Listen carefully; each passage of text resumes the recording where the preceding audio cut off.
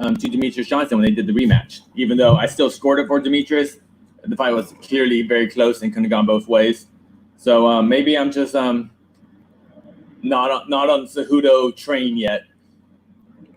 But if Cejudo can get through Dominic Cruz, a true 35er with lots of experience, we'll see. We're gonna say it, Alex. I'm sorry. Oh, sorry. I was saying I see some people asking again who's on the call right now because you cannot see our lovely faces.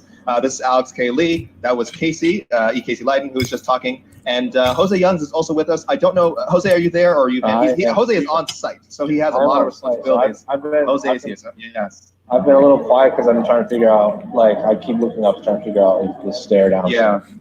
Time soon, but the embedded who's here. Yeah. If you have a second, Jose. Yeah.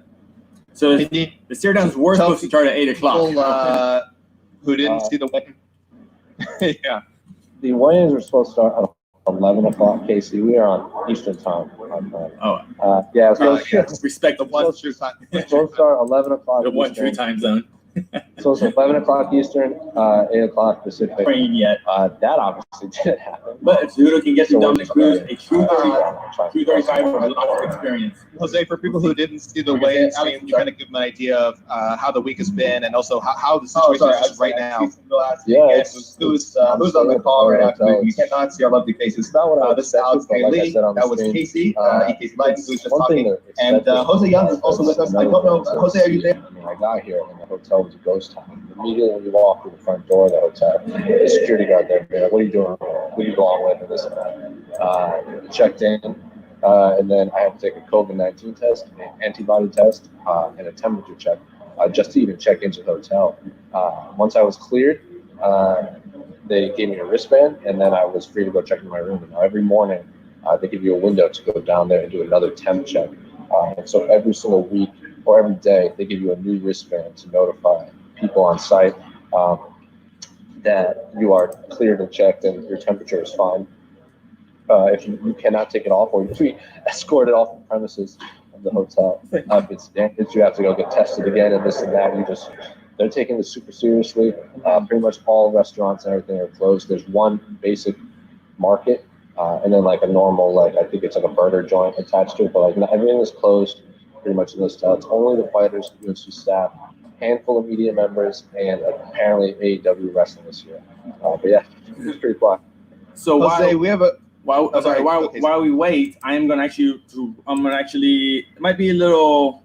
We'll see what happens, but I'm gonna roll the Jeremy Stevens missing weight earlier. So let's see if I can get that working. Yeah.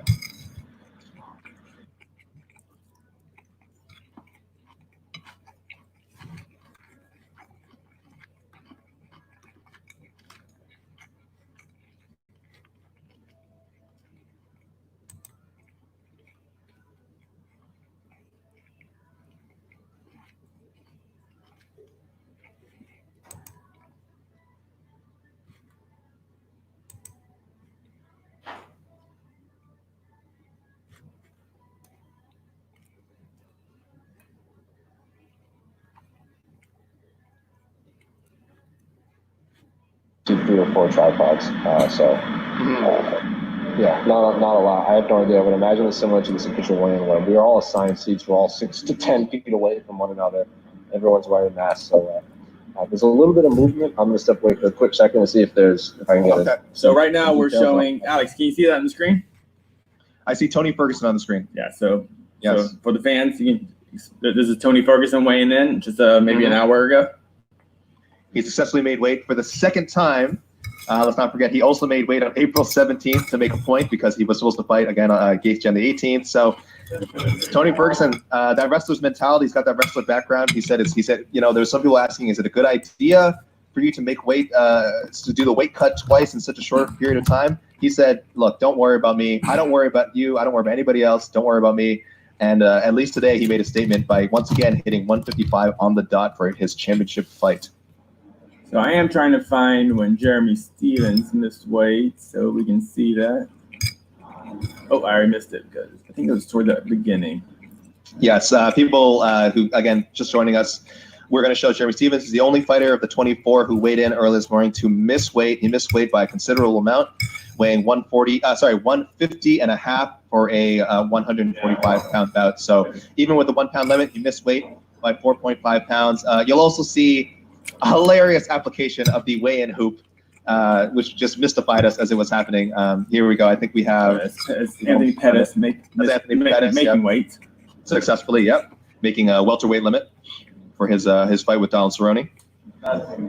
The two smartest guys in the card taking a fight a weight class up from where they've taken the majority of the fights in their career.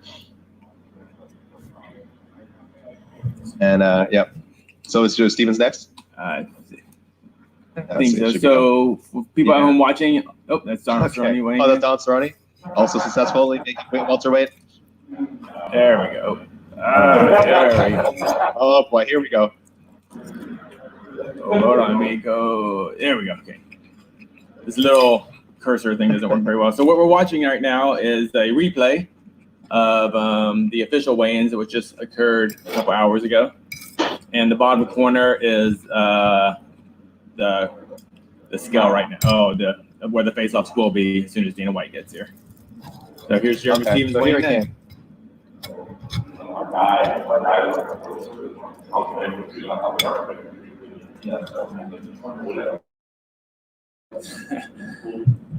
We'll comment on this after. Just enjoy the scene.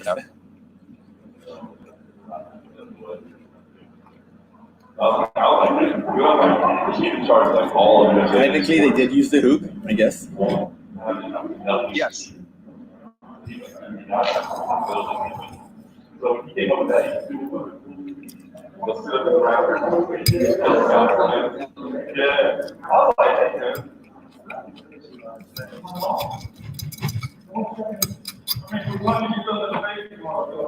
This is yo. Yep. So update. I was told it's up to the fighters whether they want to have a stare down. Oh, okay. So we may not be getting everyone. Well, I also see Ryan Spann standing right here. It looks like he's just joking. Like, we're about to box you. So stand by. I believe this is going to be happening soon. Okay. So we'll comment on this, Jeremy Stevens. Now, for anyone wondering, yes, that is the hoop they were holding. That was not a giant prophylactic. That was the hoop that they normally, for the longest time were only using for female fighters, of course, who had to strip down to try and help them make weight. They've normally it's a hoop. I shouldn't have to explain this to you guys. You step into the hoop and it covers your whole body. Okay. I think we're about to have face-offs right right. now, so I'm going to switch my audio to. Ryan Spann. I will not be able to hear you guys either. So. no worries. Okay. All right.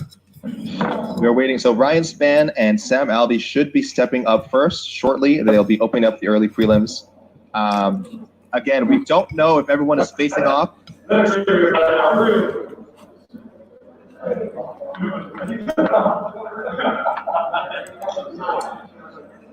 This new normal is very weird. Yeah, the new normal does not feel normal at all. Yeah. Considering this is supposed to be, these are the stare downs for what UFC is calling the best fight card ever. It's just, what a unique situation we're in. Missing something.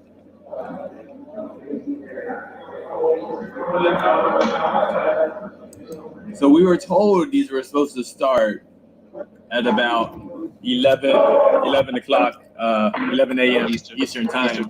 Yeah. So we're about 45 minutes behind schedule. So thank you everyone for everyone who tuned, all you early birds who tuned in right away and have stuck with us for the last 45.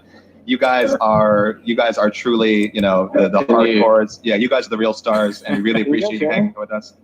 You guys hear me? Yeah, we hear you. Yep, we hear you. Well, staying near the camera to operate this. If you can't see it, I'll try and pan a little bit.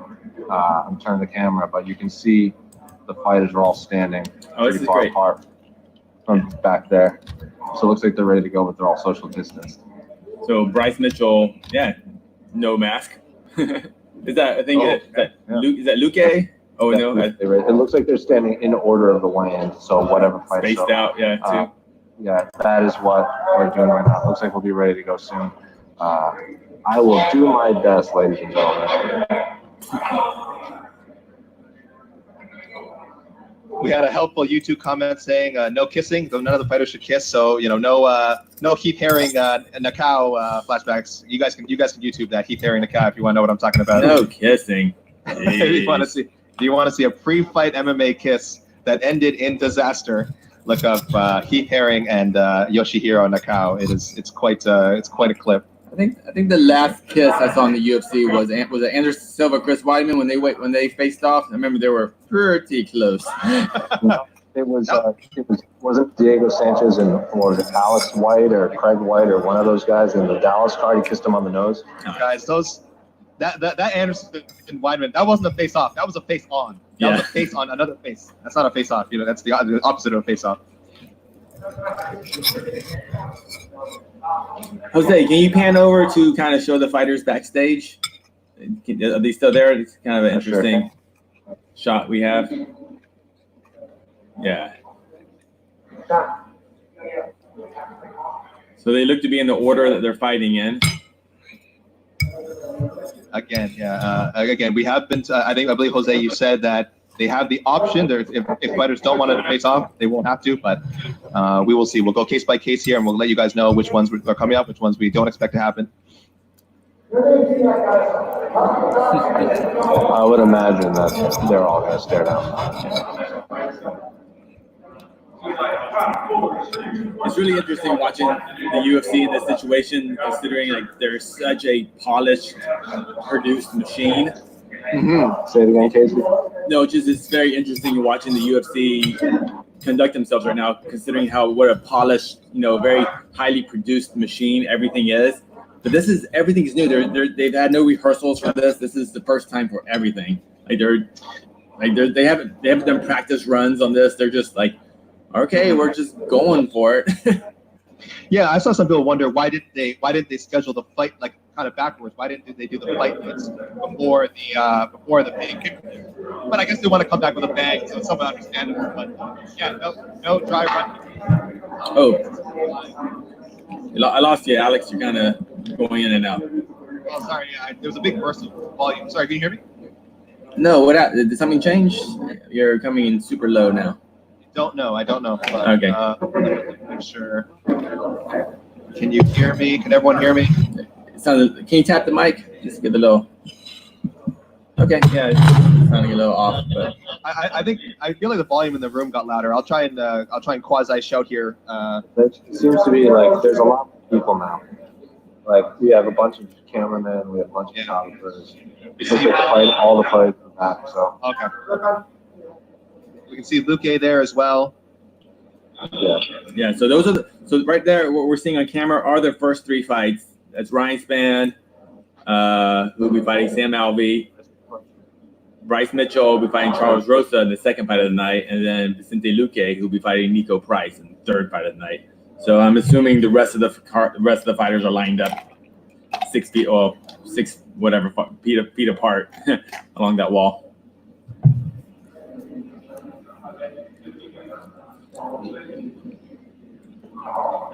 Oh, someone said Yoel Romero Rockhold was the best MMA kiss of all time. That was a post-fight kiss. Post-fight kiss. God. Oh, Bryce Mitchell got tired of standing. Oh, he's blowing up Twitter right now. All right. Yeah, there's the weights on screen for everyone again who may have missed the weigh-ins. Only Jeremy Stevens missed. Otherwise, our championship fighters are on weight. Everyone else may weigh 23 out of the 24 fighters. So if you want to catch up, please look at this beautiful graphic made by Esther Lynn. Jose, can you see can you see the fighters on the other side, or can you only see this side of the room? I can only see the side. Okay. They were trying to explain a lot of what was going on. So it looks like they're going to walk in from the left and go to the right. Okay. Like out the door, so I don't think they're going to backtrack. For anyone wondering what the delay could be, it's possible that we are still waiting for President Dana White. Jose, I don't think you've seen Dana show up yet. Yeah. So I didn't hear that, Alex. Oh, don't worry. I think it's very possible that we're waiting for Dana White. That could be the holdup here. It looks like a lot of the fighters are ready to go. So yeah, it's just it's waiting on the boss man. We need him to break things up in case people get within 6 feet of each other. The White will be there to shut that down fast. Jose, can you pan back over to the fighters? 1 second. No problem. I got a little evil eye. Oh, really? Yeah. How dare you?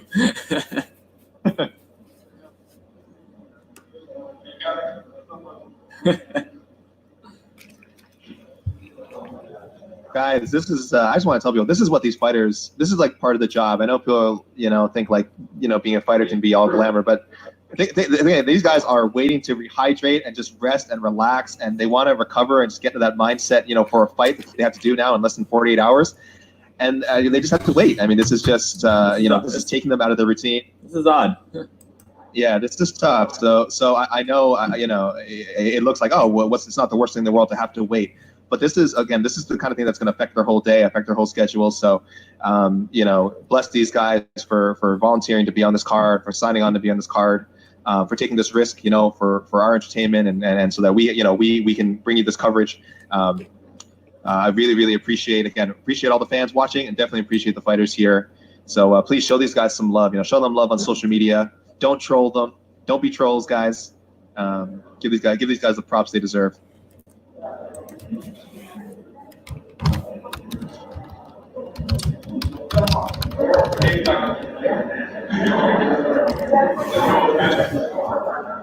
Again, for anyone just tuning in, this was supposed to begin much earlier. This was supposed to be about less than an hour ago at 11 a.m. Eastern time. So that was the scheduled time for the face-offs. It's face-offs, the stare-downs that happened. They're supposed to happen after the weigh-ins. We are currently waiting. We don't know if it's because Dana White's not here yet, or there's just some other organizational, issue they need to pin down. But yes, thank you for sticking with us. Yes, some people are saying an hour late. I know, unbelievable.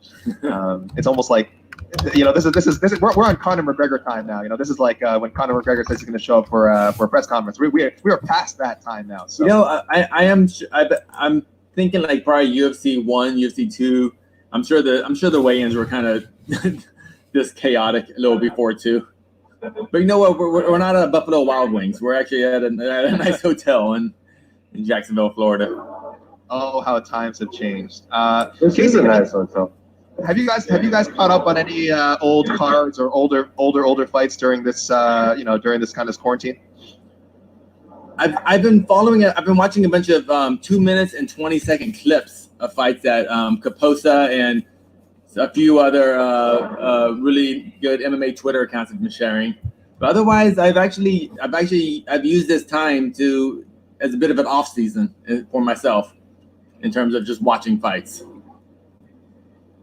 Yeah, I think everyone has to realize, like, again, I love covering MMA. I think we love our jobs, but like anything that's work, is you get a little burnt out on it, especially during this kind of tough time where there's no actual fights. And it's great, it's been great to hear a fighter's story during quarantine. But I think stepping away, even from something that we're as passionate about as MMA, is a very healthy thing. So follow Kate. What I'm saying is be like Casey. Casey's a great example to follow. I might as well just show some old weigh-ins from a couple hours ago. Yeah, let's bring you back to the weigh-ins. Dominic Cruz, I believe, was the first guy to weigh. Dominic Cruz, I believe, was the first to weigh in, or one of the first two to weigh in.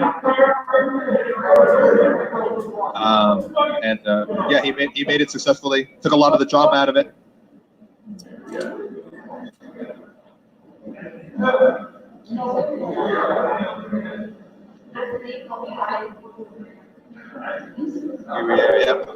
Here comes Dominic Cruz, his first fight in over 4 years.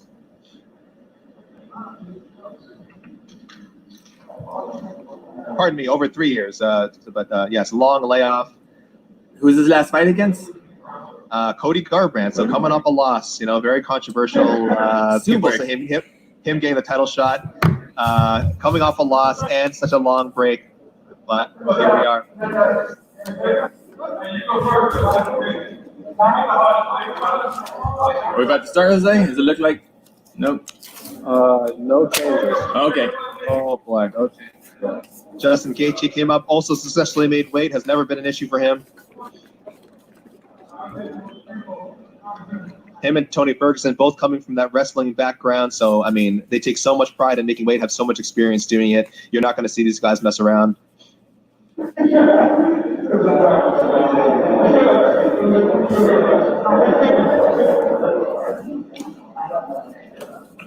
So thank you everyone for watching the 249 stare downs. And while we wait for them, let's watch the 249 weigh-ins.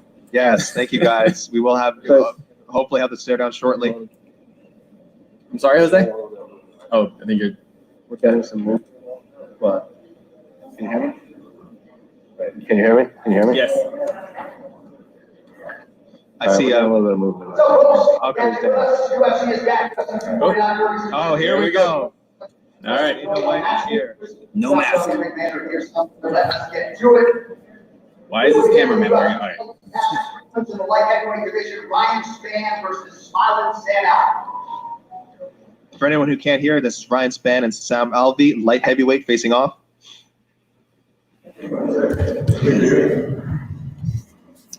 Smiling Sam Alvey, Ryan Spann.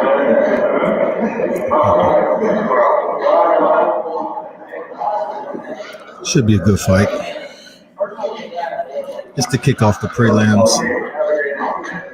That's what I'm talking about. All right, next up is featherweight. Bryce Mitchell versus See, Dana White don't have a mask on. All these people have been tested Bryce and Mitchell everything. So, this is a featherweight bout. you know, I mean, it is what it is. I mean, they can't get it down on whether they want a fist pump or a freaking. That's gonna be a good one right there. Charles Rosen and Bryce Mitchell on the left.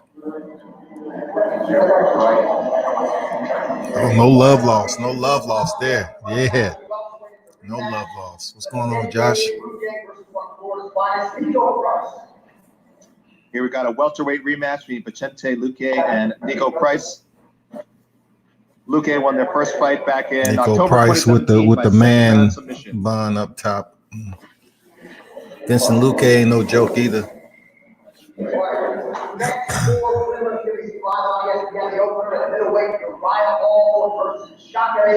This is going to be one of the fights. It's according to who shows up, man. Now. That was Uriah. This is Uriah Hall and Ronaldo Jacare Souza. Jacare Souza, one of the. Dang, they social distancing like. They are maintaining distance. What? Maybe because they came from different areas. I don't know what that's about, man. Some fighters social distance, some don't. Strawweights now, Carlos Barza and Michelle. There we go. That's it, women. That's it. That's it. That's what I'm talking about. This combat. That's what I'm talking about.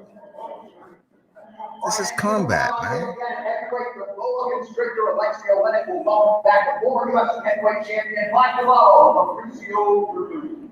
Heavyweight veterans Alexia Olynyk and Fabrizio Verdum, both 42 years young. Fabrizio back off a 2-year suspension. We're seeing a variety of Olynyk. He's an older fighter, man. I really don't know who's gonna win this. After do a little hug. Okay, this is there you go. The elbow touch. Fist to elbow. Fist to elbow. The elbow touch.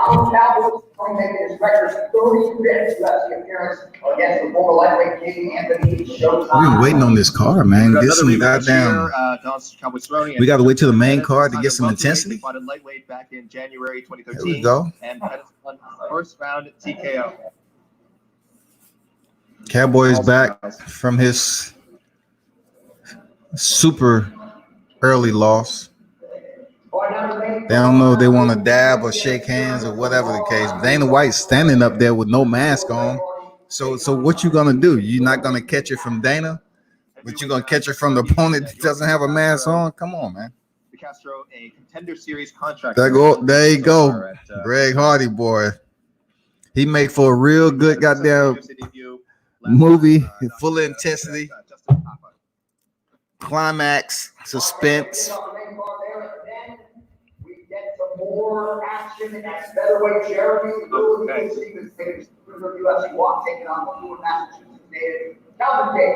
Greg Hardy, a big dude. You know, he's fit for the heavyweight division. We'll see how's cardio. So it looks like this fight is going to go on. I'm kind of disappointed Stevenson missed weight by 5 pounds. That's just unsat. We don't know what penalty. That's just unsat. He's facing Calvin Qatar, man. This is going to be great. This is the third card on the main. UFC 249, Francis Ngannou and Darzinho Rosenstrike. Jorginho. Okay. Height advantage. Just a little bit height advantage. Goes to Ngannou, but hey, not much, man. Let me see if they're going to dap it up or they just going to depart. Oh, this is going to be good. This is going to be good. Them two heavy-handed guys right there. No love lost right there. You know what I'm saying? Now we get to the Cejudo, Cruz, and Gaethje Ferguson. Now, bantamweight champion Henry Cejudo and two-time champion. I know they ain't going to. Oh, here we go. I knew it was going to happen. I knew Cejudo was going to bring out the props. Head pillow, it looked like.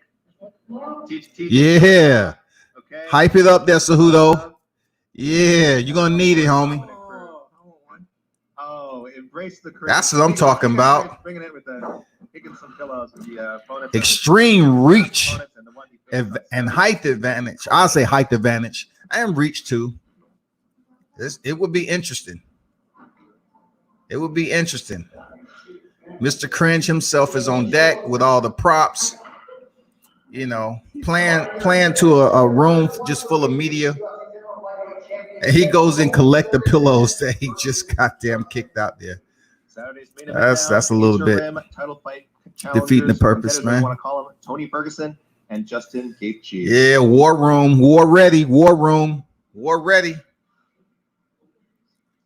Ferguson carrying the interim belt that he won, that he's previously won. Highlight Gaethje in the building.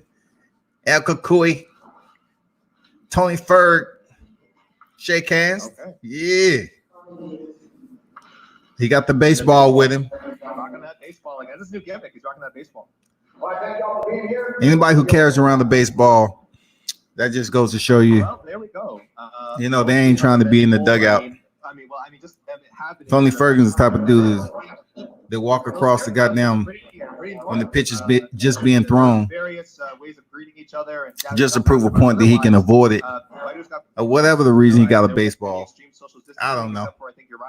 This makes the second fight that he bringing a baseball on deck. One of his sponsors may be panning for it, but who's on site? Who knows? And Casey was on the 1 to 2. Thank you for putting us guys on the downs. Wait a long time.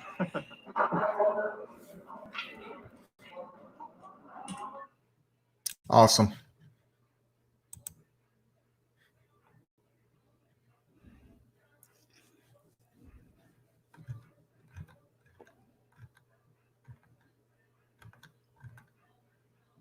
Use Artlist today and get the best music for your videos.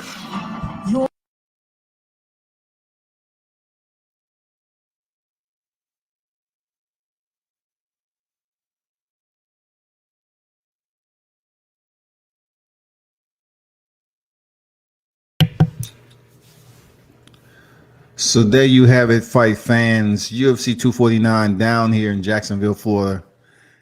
It has went down. The first weigh-ins. I can't say the first weigh-ins. Well, I can say the first weigh-ins in the thick of the pandemic since the combat sports, boxing and MMA has been shut down completely. You know what I'm saying? It is the first set of weigh-ins. And as you've seen it, the only one who missed weight was Jeremy Stevens, who is fighting at lightweight. And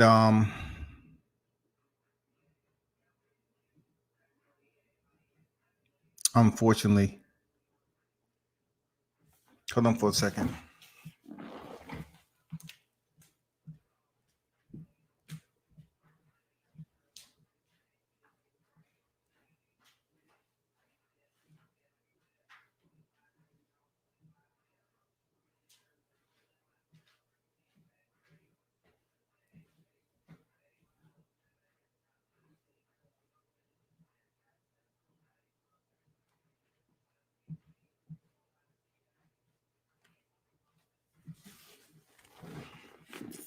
Yeah, I'm back. The only one to miss weight was Jeremy Stevens, believe it or not, but they agreed to fight.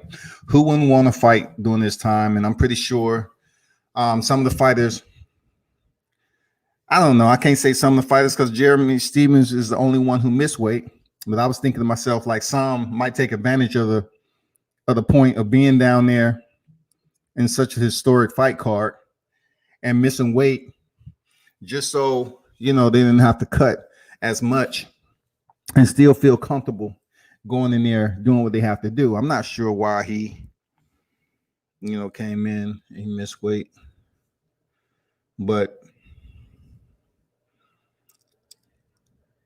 they still will schedule the fight, which is great. So just to go through the first fight on the card, Ryan Spann, Sam Alvey, is going to be light heavyweight. And that's going to be a pretty solid competitive fight.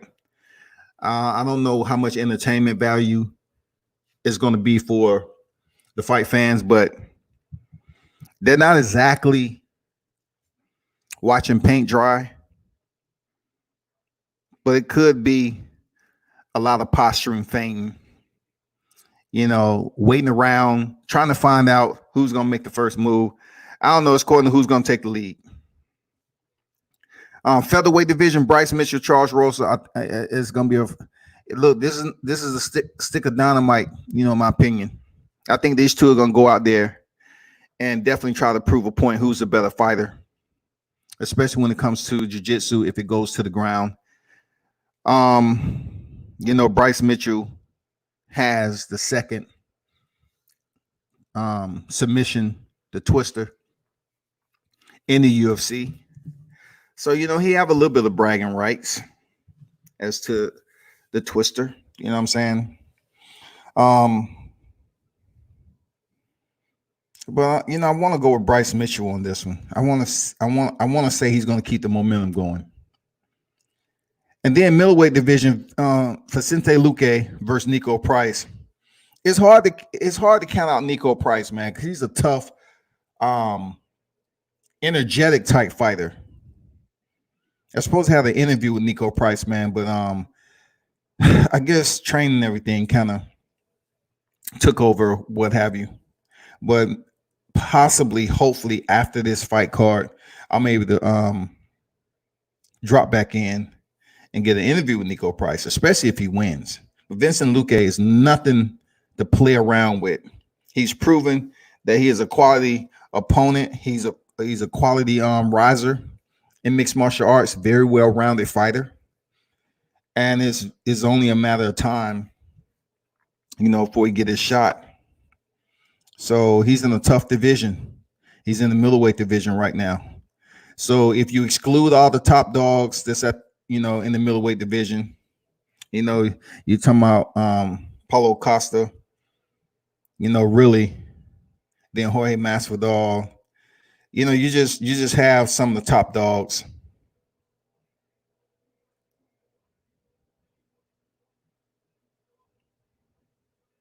I wish Jorge Masvidal was in there. I'm thinking of something I was studying earlier of Jorge Masvidal actually being in middleweight, but he's at welterweight. But a part of me was like, it would be great to see Jorge Masvidal, if he was a little bit bigger, step in there with freaking Adesanya. But I don't know how that would go, man. But anyway, Paulo Costa, you got the Yoel Romero's that had his chance up there at middleweight. Ronaldo Jacare Sosa and Uriah Hall. This should be very entertaining with Uriah Hall spinning technique. He's actually an entertaining fighter, man. If he comes in there early on in the fight, keep his head on a swivel, maintain focus. Just don't have a mental lapse like he's used to doing. And the one knock I can put on Sosa is that some of his fights become extremely boring if his opposition doesn't cater to him. You know what I'm saying? If they ain't coming straight forward, or they like have to make the fight. He can stand around a lot. It can be a lot of posing, but I don't think it's going to happen between Sosa and Hall. I think once they make contact, it's going to be a pretty decent fight. I'm curious to see if it does go to the clinch. Can Uriah Hall negate the takedowns of Sosa, being that he is a high-level jiu-jitsu practitioner? I'm wondering if that's in the game plan for Sosa to, get in close and use that to his advantage, man. But in the process of coming in, you have to understand that Uriah Hall can kick you in the goddamn head twice before you hit the ground. Seriously, man. I'm not even playing with you. Just ask Gegard Mousasi. God damn. The way he kicked that dude, and man, that was an upset. That was one of Uriah Hall's most shining moments right there. And then moving on to women's strawweight division, Carla Esparza versus Michelle Waterson. Of course, Michelle Waterson, man, is karate hottie. She has her kicks, hands, and everything else to go along with it. And she's improving. You know what I'm saying? Michelle Waterson has been in the bigger fights and she came up short. Carla Esparza has been champion before. We've seen that. She pretty much won against Thug Rose back in the day quite easily. But that was a Rose Namajunas was still under development. She was wild. She was doing all those jumping kicks that really didn't have any value to them. But to this fight right here, Carla Esparza, in my opinion, has the better hands. And she has wrestling. And Michelle Waters has been known to get taken down in previous fights. So we'll see what game plan these two women will implement in the early rounds. This is going to be a 3-round fight. So between the first and the second, we're going to see, who can push the pace. And I have to go with Carla Esparza on this, man. She's very thorough with her boxing.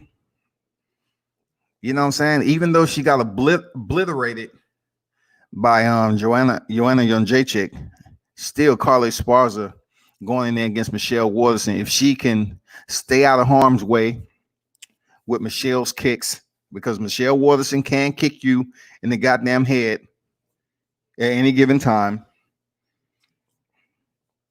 I have to go with Carla Esparza, man. I think periodically throughout periodically in their 3-round affair, she's going to shoot in, and we'll see if she's able to get the takedowns.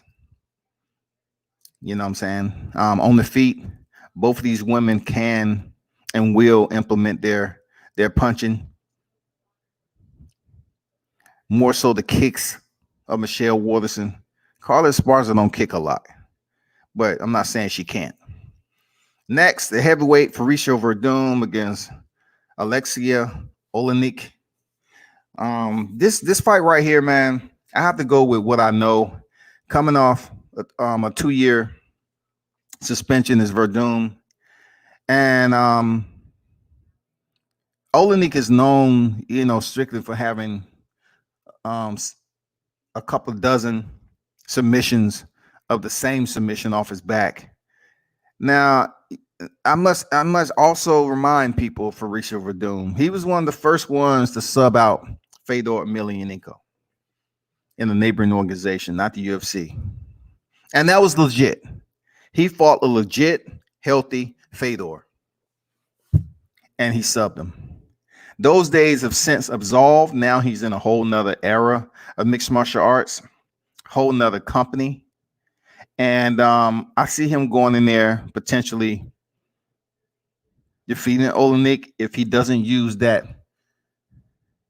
full steam ahead, caution to the wind, reckless abandonment, and get touched on the chin. You know what I'm saying?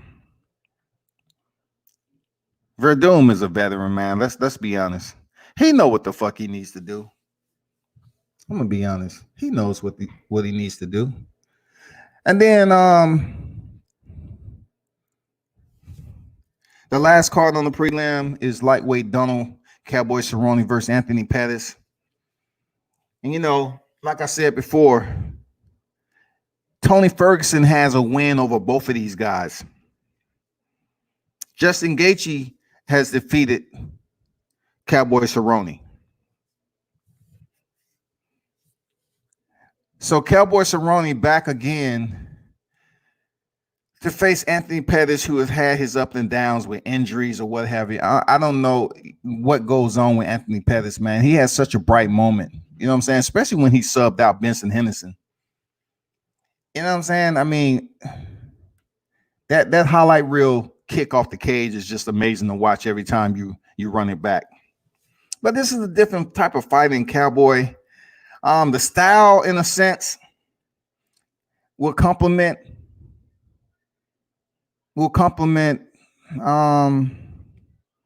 Cowboy a little bit, because you know you're not going to get Anthony Pettis is just going out there balls to the wall, pushing the pace early, getting in his face, and doing that shit Conor McGregor was able to do. Cerrone looked like he wants to be here. If he goes in there and gets stopped in the first round, I don't want to hear shit. Seriously. Last fight, people was looking at him like, God damn, we expect more from you, Cowboy. Come on, man. We expect more from you, bro. Not to go in there and get a shoulder, let shoulder strikes land on you like the shit was brand new to mixed martial arts. No, man, you a killer. Cowboy Cerrone is legit. The amount of fights he's had in the UFC, mixed martial arts in general, he's a bad dude. You know, Anthony Pettis, man, he shows up and he comes to fight. Well, but will he get broken down again? If is Cowboy Cerrone's style are going to cause problem for Anthony Pettis? And it's only a 3-round fight. So, believe it or not, stylistically, these two individuals link up well for this matchup. You know, it can be one of those distance gauging, striking, exchange type of fights that you see. But I don't know. I don't see it going to the ground. Both of these guys are pretty thorough with the jiu-jitsu game. I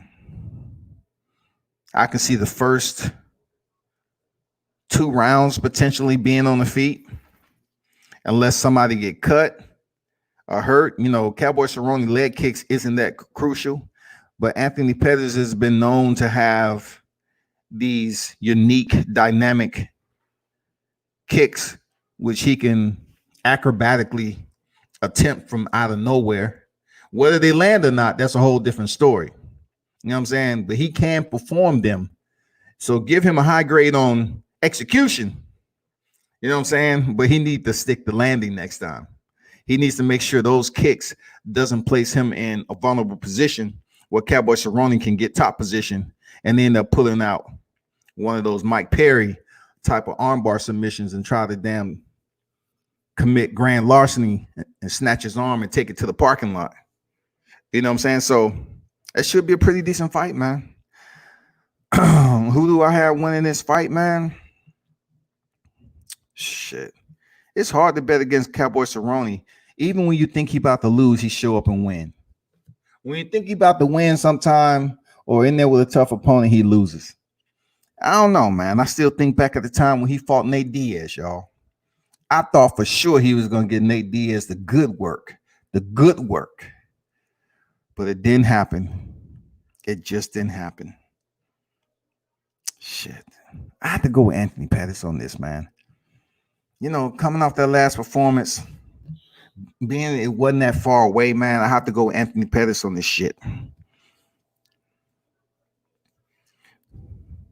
I have to go with Anthony Pettis. That's all I have on the preliminary card. What's going on, everyone? Bet the house on Gaethje, Cruz, Rosenstruck, Qatar, the Castro underdog fight. Underdog night.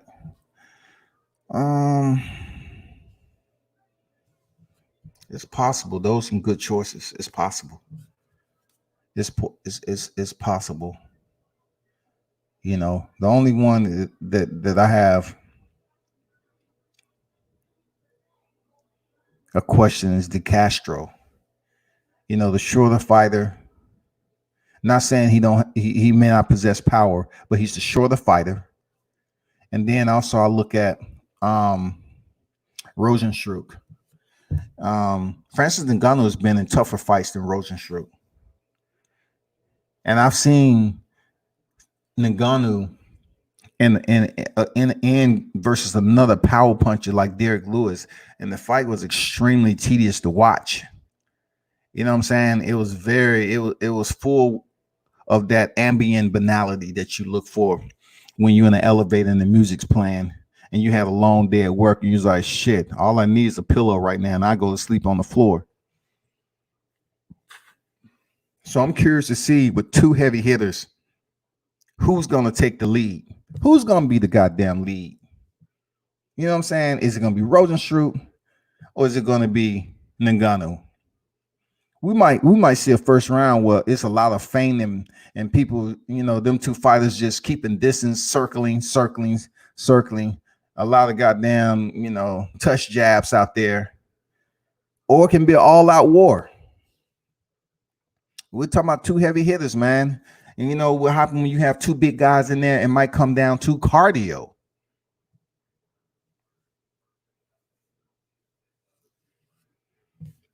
KZ said Ngannou was listening to his trainers too much versus Lewis. Yeah, you're supposed to listen to your trainers, but also I totally understand what you're saying.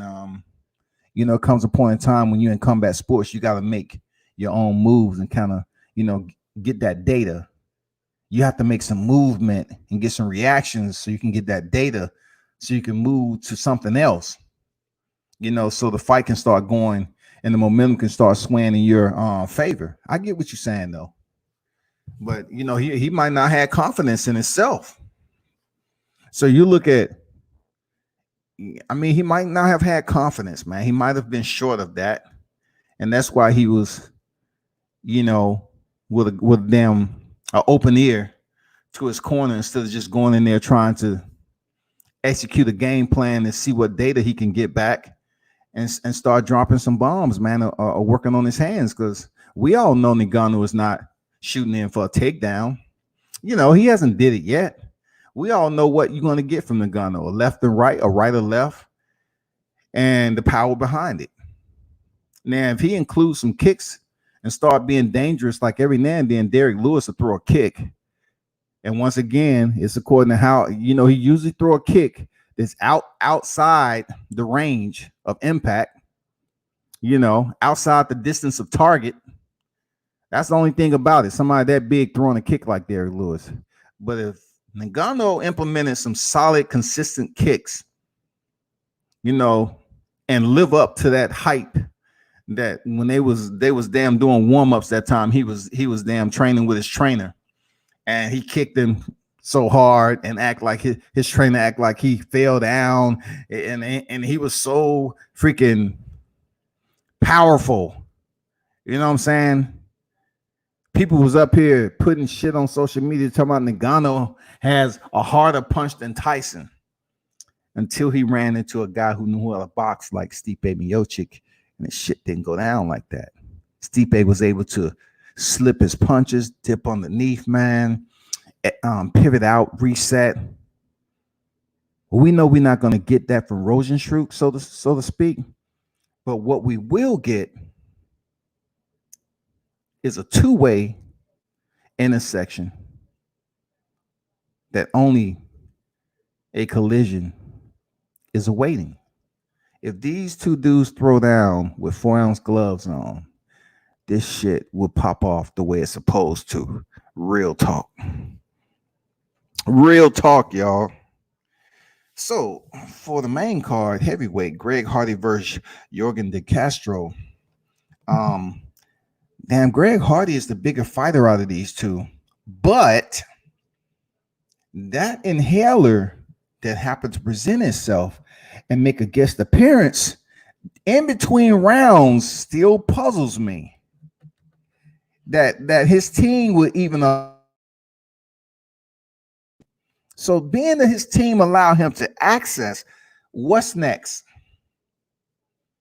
Was he injured? Was his cardio always suspect? What next?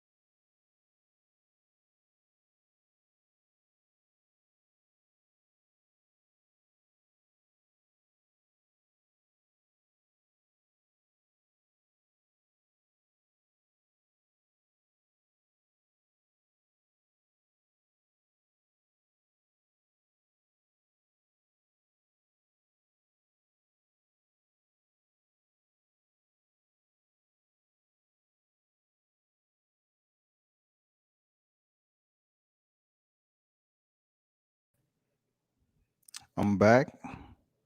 That wasn't me. That was not me, but I'm back. So let me get back to some of these comments.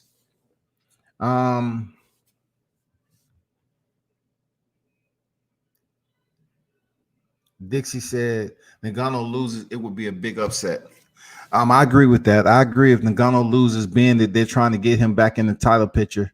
But when he was defeated by Stipe Miocic, it kind of took all that Tyson-esque type dangerous, persona that they was trying to place with Francis Ngannou. It just didn't work no more. We weren't believing it. And if anybody look back on my lives, I say, man, come on, bro.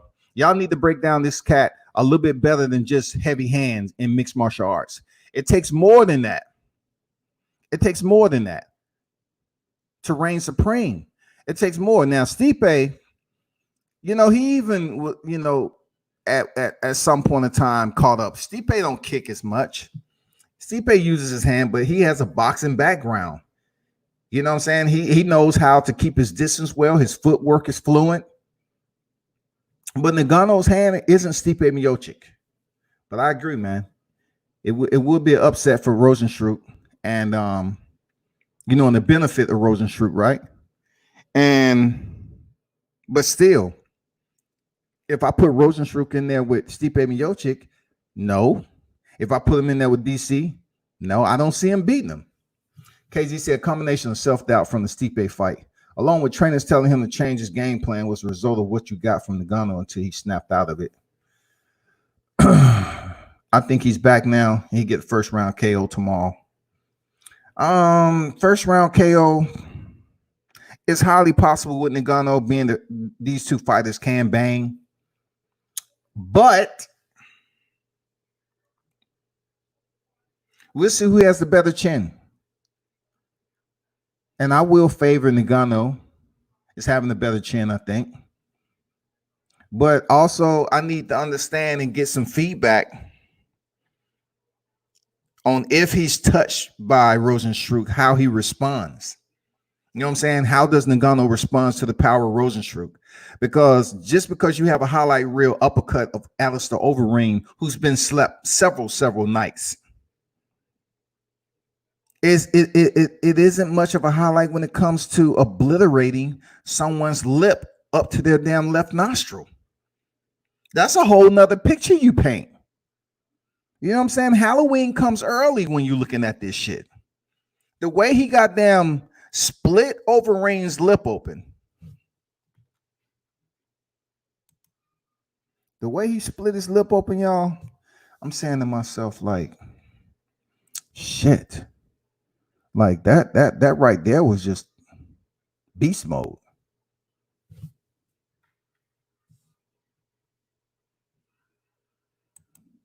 Beast mode. That shit was just beast mode. I still have to give the favorites. I have to point the finger in the direction of Francis Ngannou and winning this fight just with the experience. But when you're talking about highlight reel knockout and everything else that's attached with the notoriety between these two, I still give Rosenstruck that little edge. But as far as experience goes and everything, I still, I'm gonna say, okay, thumbs up to Francis Ngannou.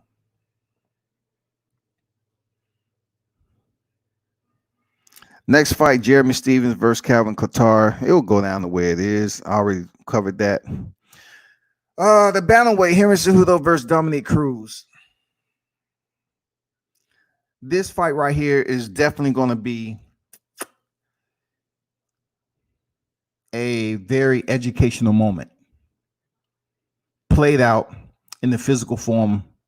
The curriculum may indeed be more so implemented from Dominic Cruz, in my opinion. I'm not saying that Henry Cejudo is not a technically sound fighter. I'm just saying the textbooks are different. You know what I'm saying? When you look at the literature of how these two fighters step in the cage and delegate, that's a different style. It's a different visual that if you're the viewer and you're trying to learn something from the fight, it's a lot more that I can learn in a sense from Dominic Cruz on how he go about maneuvering himself through his textbook of goddamn striking. His format is just amazing to watch, man. The way his awkwardness and everything, he just doesn't start at chapter 1. Like you have some people that go in there and warm up and they just, get into their movement and they have a rhythm almost like Muay Thai fighters. They just have this movement and they move at a certain pace. And then in the second round, you can expect them to just start, heating up a little bit. The sweat start to pour a little bit, the body temperatures, the core temperatures right where they want it. Not with Dominic Cruz. Dominic Cruz, man, he's one of those guys right off the gate. He's going to give you the lesson that he has, that he's capable of. He's that guy, man. Not only he is one of the more articulated commentators in the game, especially a guy who's, been injured for quite some time. But you're talking about a 3-time bantamweight champion that you have to respect, right? You have to respect his game and the reason why he even started that footwork. Dominic Cruz started the footwork just so he can be able to elude and get away and be able to work himself around bigger guys because he always knew he was a smaller dude. So he started implementing that type of footwork to be elusive, not to run, to be elusive. And he's did damn well at it. A masterpiece in his own. You know what I'm saying? That's Dominic Cruz. But for Henry Cejudo, I cannot sit up here and act like the man haven't been an artist in his own right. His canvas is a beautiful picture in itself. I'm not going to lie. Looking back at his Olympic birth, gold medal standard. Come on, man. To go over here and face adversity, lose to freaking Demetrius Johnson the first time, just look a shell of a fighter than he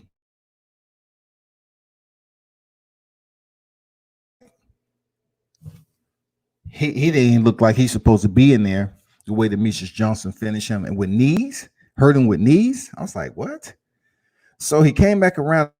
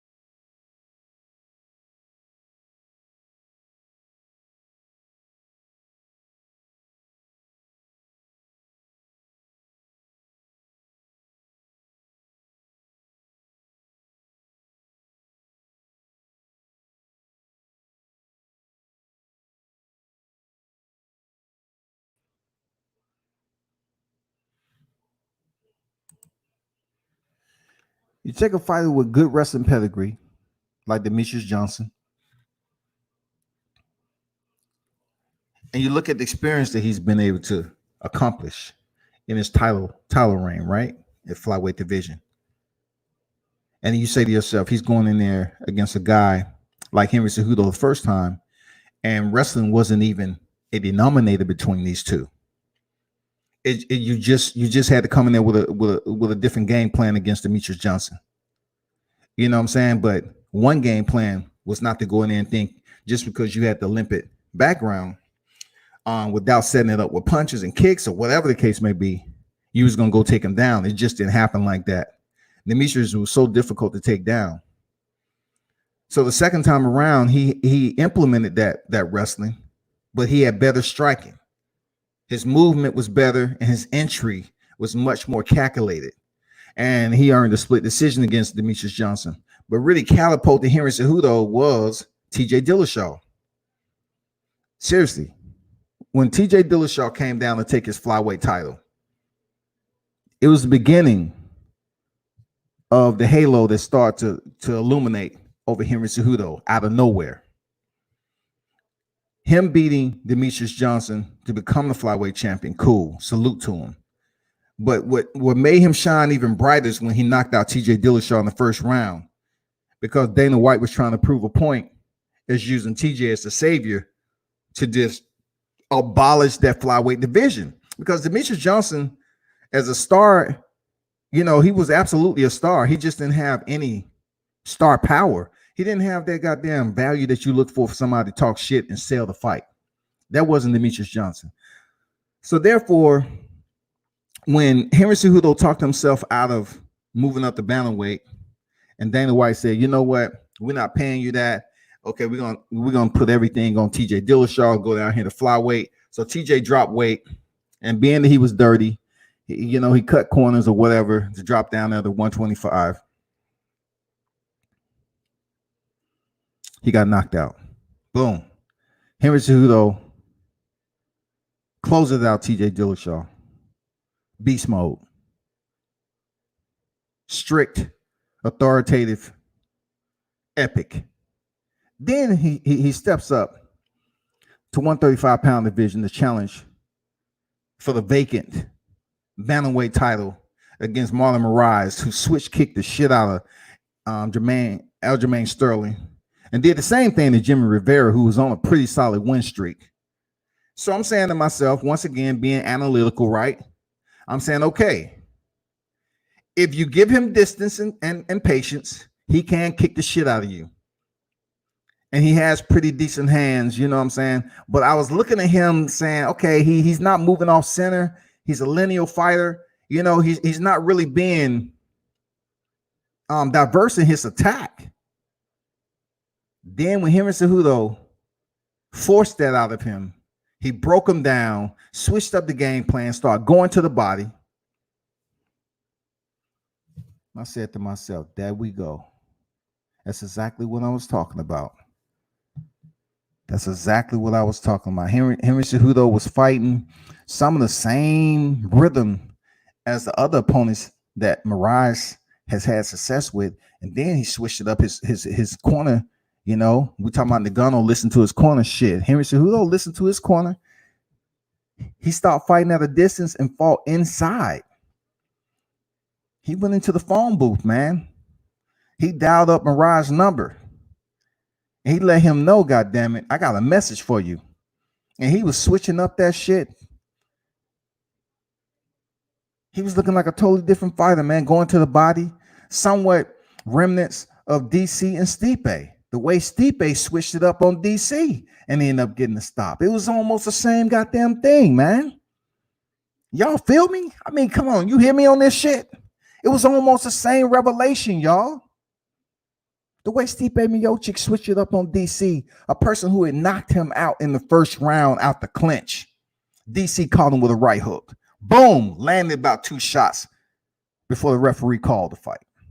Then Henry Cejudo switched it up on Moraes, started going to the body. It's almost like, damn, we was watching somewhat similarities in the attack, but in a different division. So he shut Mirage down, man. Ended up getting him on the ground. GMP, ground and pound, closed out the show. And Henry Cejudo is a star.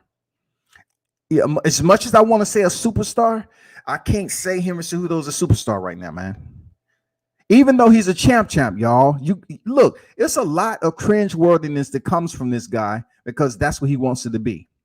But as far as superstar, I really can't say Henry Cejudo is a superstar right now. Because it's just tough for people to latch on to him until he start defending against quality opposition. You know what I'm saying? Like he was able to defend his flyweight title against TJ, which was quality opposition, but TJ was dropping down to a weight he hasn't contended. You know what I'm saying? TJ is a 135er. So for him to drop down to 25, you know, you're talking about a huge undertaking, even though he was in top condition. But then you go to the bantamweight division, and Mirage, he wasn't even a superstar. Now he was making a run. You know, we was anxious to see what he would do once he get his shot, but TJ ended up popping dirty. So they fought for the goddamn vacant. But Henry Cejudo, man, fantastically, I like the way he switched up his game plan and start honing in on the rib cage of Mirage, broke him down, depleted his cardio, exhausted him, stayed active. He slowly but surely, man, extracted his soul from him. That's what he did for Mirage. He took him to a place he ain't never been before. Cejudo had been there before because he competed on the Olympic stage. You know what I'm saying? He's been there before. He had fought in much more high-level fights than Mirage ever could dream of. But, you know, even the point of him facing TJ Dillashaw in such short fashion, still it was a high-end fight. It was a championship defense for Cejudo. And TJ Dillashaw, you know what I'm saying? He's considered one of the best bantamweights.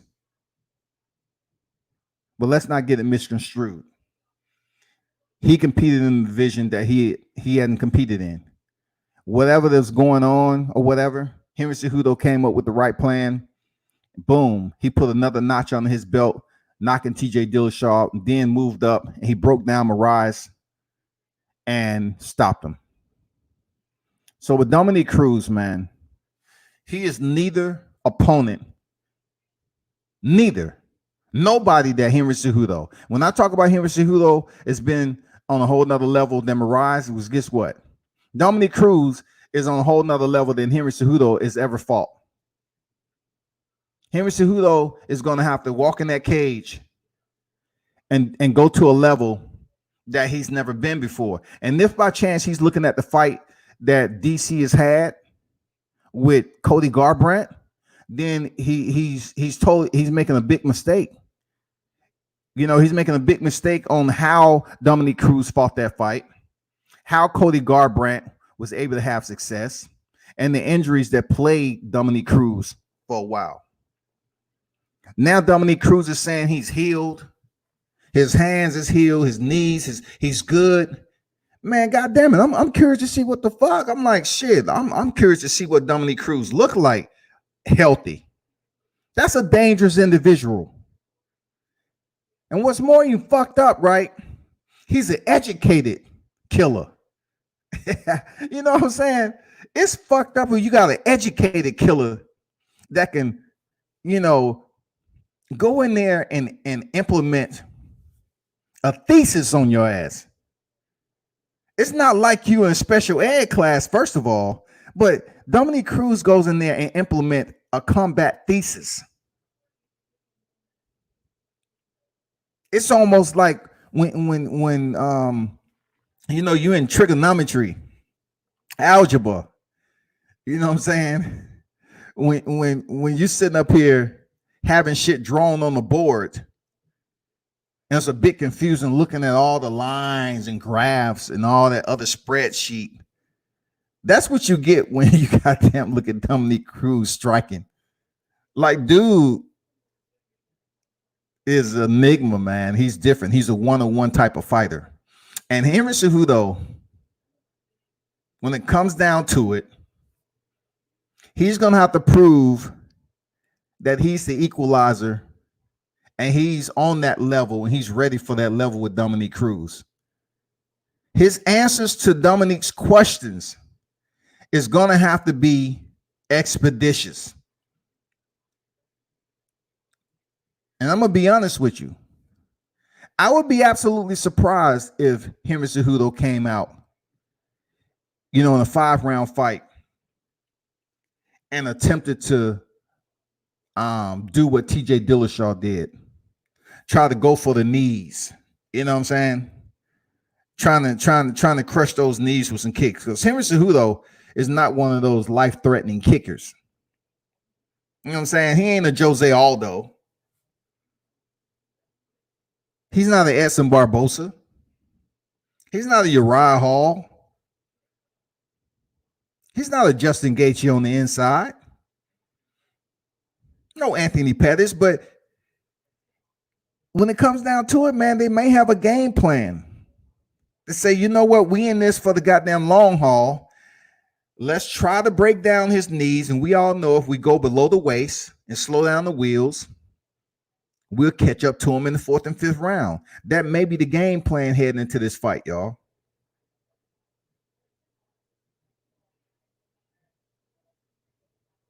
That may be the game plan. Because I just don't see Henry Cejudo going in there knocking out Dominic Cruz. I don't see it. Dominic Cruz was knocked down by Cody Garbrandt, 3 times? Each time he landed on the palm of his hand, he posted, right? And he makes sure his eyes were still on his opposition to better equip himself to make it back to his feet. He wasn't just rolling around on the mat. That has a lot to do with condition, man, when you think about it. A lot to do with condition, a lot to do with attentiveness, a lot to do with how he's firing off up top. Neurologically, his shit is just sharp. So I'm looking at Dominic Cruz has beaten Demetrius Johnson. Dominic Cruz defeated TJ Dillashaw. 2 of the top opponents that Henry Cejudo has defeated. Dominic Cruz has defeated and never lost to. But Henry Cejudo, he did in fact lose to Demetrius Johnson. He lost to Joseph Benavidez. Dominic Cruz defeated Joseph Benavidez twice. Not to mention everybody else he has on his resume.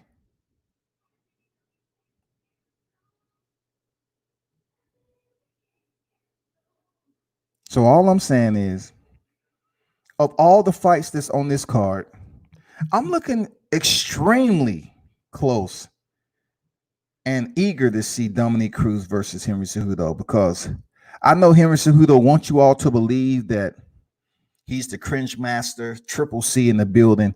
I like both of these individuals have their one-on-one status. Henry Cejudo has his one-on-one status because he is Olympic champion and he's a champ in the UFC.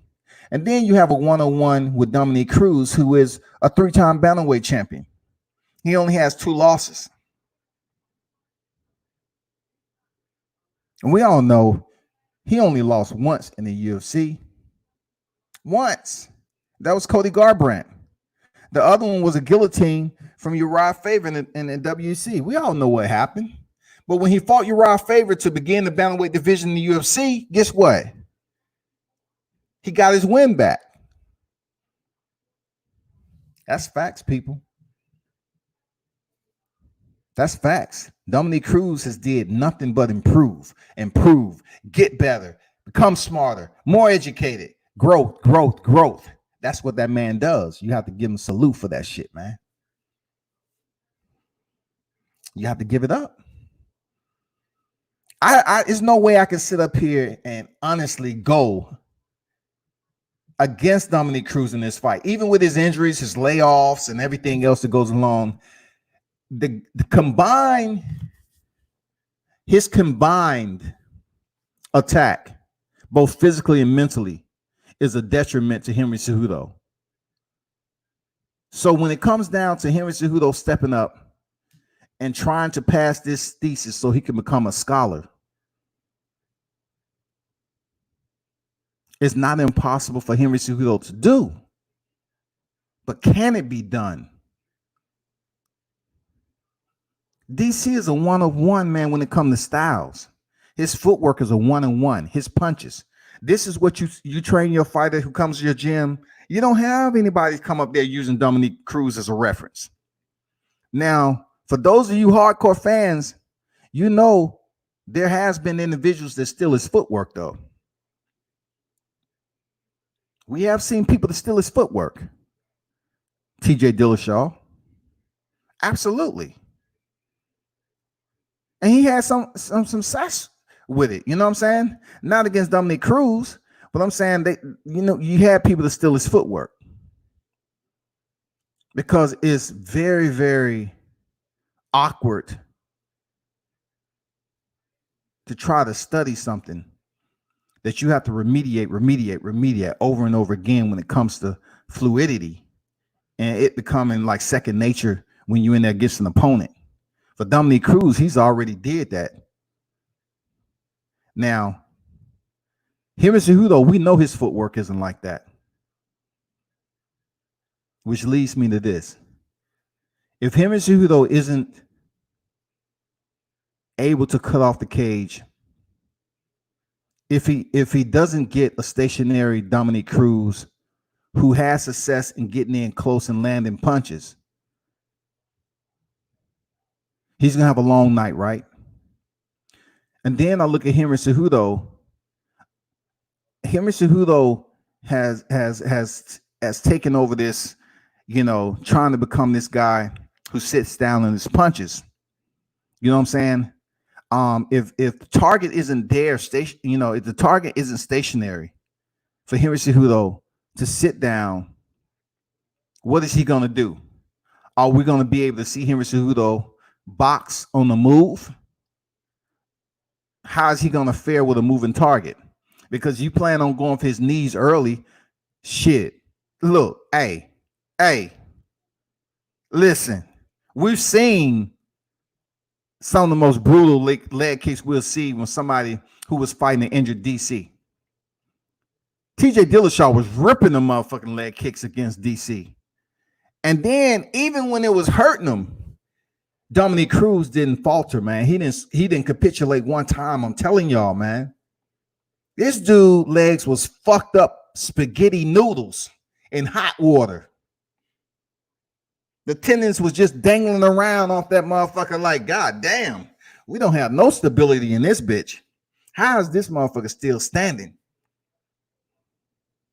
If Henry Cejudo isn't able to somehow slow Dominic Cruz down with leg kicks or connect a punch that's powerful enough on the chin to hurt Dominic Cruz for the first time to the point where he's disorientated and allows Henry Cejudo to go in and maintain, be able to close distance and obtain top position and do some productive ground and pound. But then again, we have to turn the table and say, well, Dominic Cruz jiu-jitsu, from what we know, is pretty much on point. There's no way that I say Henry Cejudo jiu-jitsu is better than Dominic Cruz. I just can't say that. But I can tell you this, like, if Henry Cejudo is able to pull something out his repertoire and land on the chin of DC, okay, we might see a change in momentum.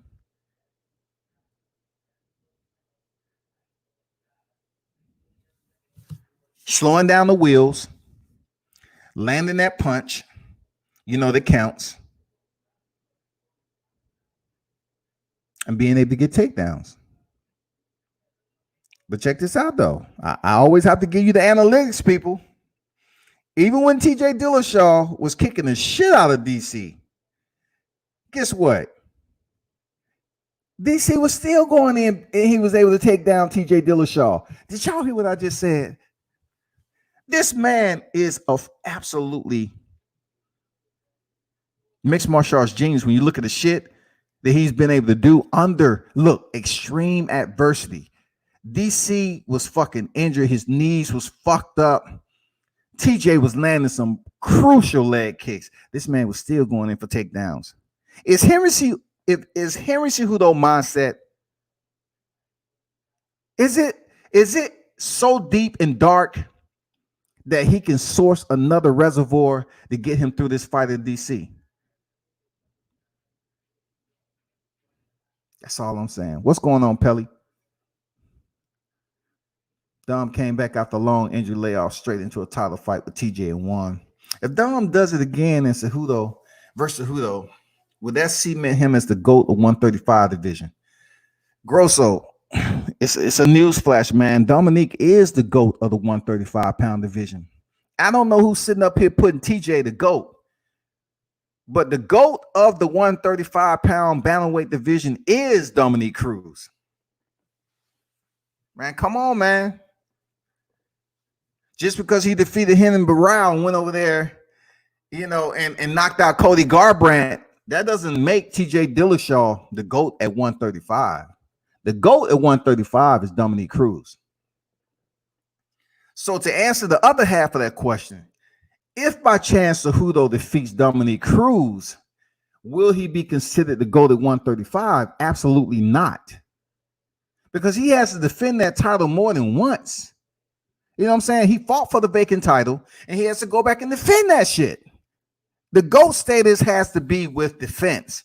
That's when it comes down to Demetrius Johnson at flyweight, him defending his title 11 times, y'all. You know what I'm saying? That becomes the GOAT status. Henry Cejudo defeating somebody who is considered the GOAT doesn't necessarily imply that he's overtaking the position. He's at the top of the throne. He stands on top of the hill and goddamn plant his guide arm, and the flag blows from here on out. No, he has to defend his title. You know what I'm saying? When Anderson Silva was doing what he was doing, matter of fact, if I back up a little bit, if that was the case, they would say, guess what? Henry Cejudo is the GOAT at flyweight. And even the casuals know that shit ain't true. Henry Cejudo is not the flyweight GOAT. Demetrius Johnson is. And Demetrius Johnson, out of the organization, is still winning over one championship. That's what I'm talking about. He would nowhere know how. He may have defeated Demetrius Johnson on that night, but he's nowhere to GOAT the flyweight. Henry Cejudo isn't the GOAT, period, because he's done nothing that nobody's been able to do in the UFC just yet. My point being, exclude the Olympic gold medal, because Olympics does not have anything to do with your professional career. It's just an accolade and pedigree that's attached to you. But being champ has already been done first by Conor McGregor. You know what I'm saying? Second by DC, then Amanda Nunes, and then freaking Henry Cejudo. But first was Conor McGregor. So what has he did one of one? It's some things that Dominic Cruz has did one of one that you shake your head. Mizugaki, the beating that he put on him after the layoff. And then he came back and fought TJ Dillashaw after a year and a half or whatever. Then the fact that Dominic Cruz had 3 championship fights in 2016, y'all. That shit right there, you have to really cogitate, sit back, and reminisce about the body of work that this dude has. It's amazing, man. But I got Dominic Cruz in this fight. I'm gonna move on, man. I'm gonna move on to the main event. The main event. We're talking about El Cucuy, Tony Ferguson against Highlight Justin Gaethje. Now, I'm going to be honest with you. This fight right here pisses Red Cross off. The Red Cross is going, you know, they've been very quiet during this pandemic too, because they say, you know, we deal with this right here. We got blood and this and that, but we don't need no tainted blood and all that. Red Cross has been absent. But I could tell you who's going to be ringside, goddamn, for the buffet. The donor buffet that's going to happen. That's Red Cross. When Ferguson and Gaethje, this fight 5 rounds, oh my God. It has all the material to script a horror show. How many fights have we seen Tony Ferguson in there? He just goddamn losing blood. I swear he's lost enough blood to create and clone 3 more of him. Seriously. This dude loves bathing in blood. That's Tony Ferguson.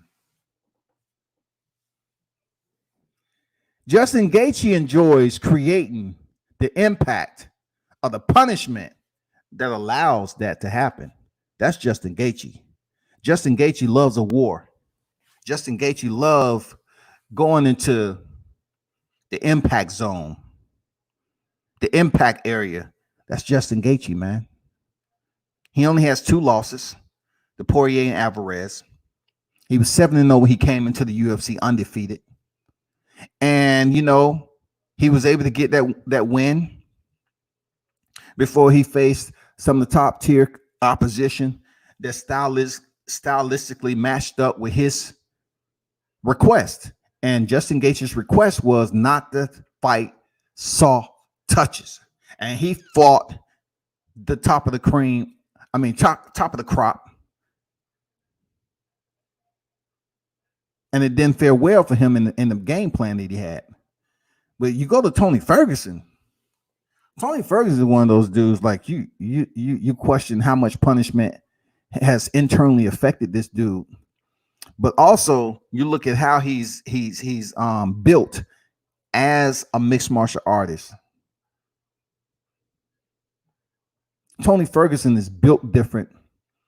When you look at DC on how he moves around, his agility, then you got to look at Tony Ferguson, who also has some uniquely coordinated footwork that keeps him evasive, that keeps him mobile, that keeps him,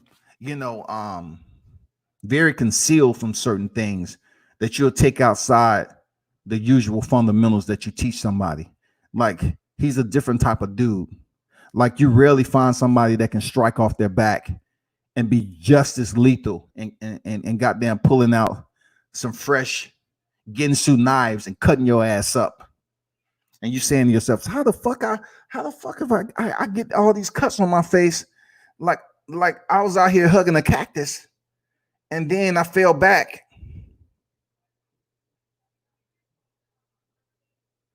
And I was just bleeding out.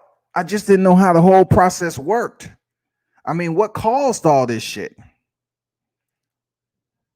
You know what I'm saying? Did I run through an ice cave?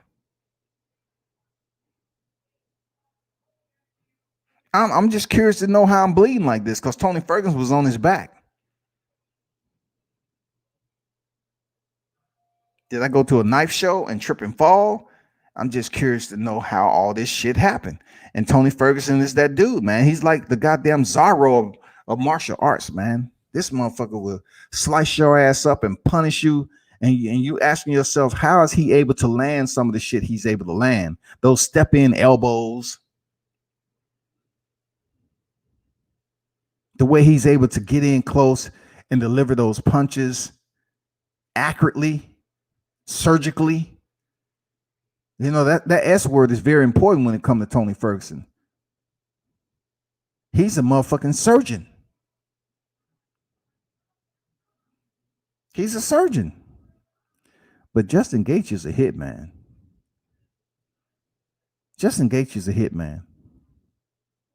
He gets straight down to the point. You know what the fuck he's about. It ain't no question in what you're going to get. It's just all about this style with Tony Ferguson and Justin Gaethje, man. it's easy for me to say, well, somebody's getting knocked out. You know what I'm saying? It's easy to say, well, somebody ain't making it to this round.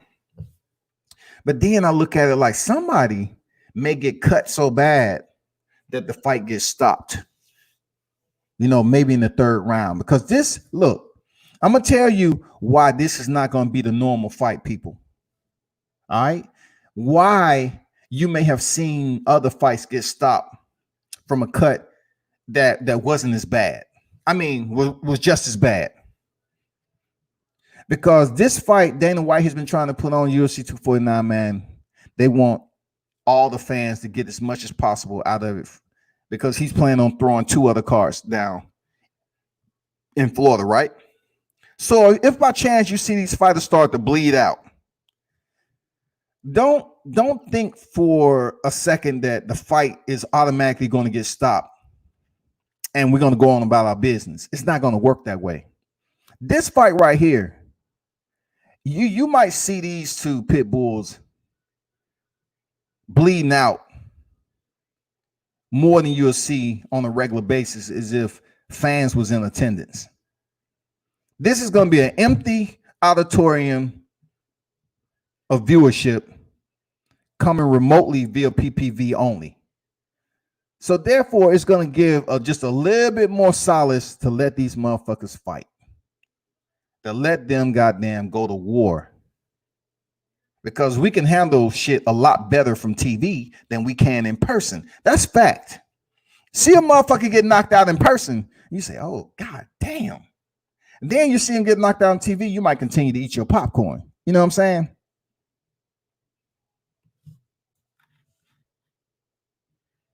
I'm not trying to be funny. I'm just saying. This is going to be a damn good fight, man. You know what? It's never been a time where I seen Justin Gaethje fight. I was like, man, I ain't looking forward to seeing Justin Gaethje fight. Even when he was in a neighboring organization, I was like, man, I'm not really looking forward to seeing him fight. I always look forward to seeing Justin Gaethje fight, man. I did. I always look forward. And then, you know, to cap it off, like you got to give him a little bit more points for him doing his layout off the top of the cage. I mean, you gotta compare that to even Eddie Alvarez. Both of them have amazing backflip layouts off the top of the cage. But for somebody to get up there with no hesitation and flip off the top of the cage, you got to give him some high risk points, man. You got to give him, you know, that adrenaline points going into this fight with a ground. I'm talking about on the ground level with Tony Ferguson, who is just relentless. But when somebody take air like that, you know what I'm saying? It's different, man. You know what I'm saying? When somebody's able to run up the cage with no hesitation, flip off that bitch and land in the center of the cage. I'm like, damn, you ain't worried about blowing your knees out? But Justin Gaethje is going to have to understand one thing, that Tony Ferguson is indeed the toughest opposition that he ever faced.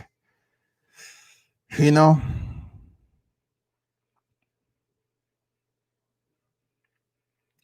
It's going to be tough for him.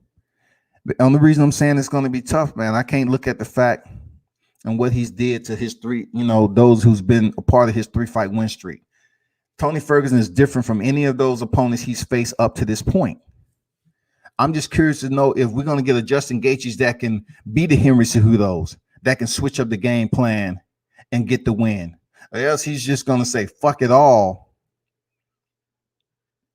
and duck his head like he's known to do and try to land that one shot. You can't do that with Tony Ferguson.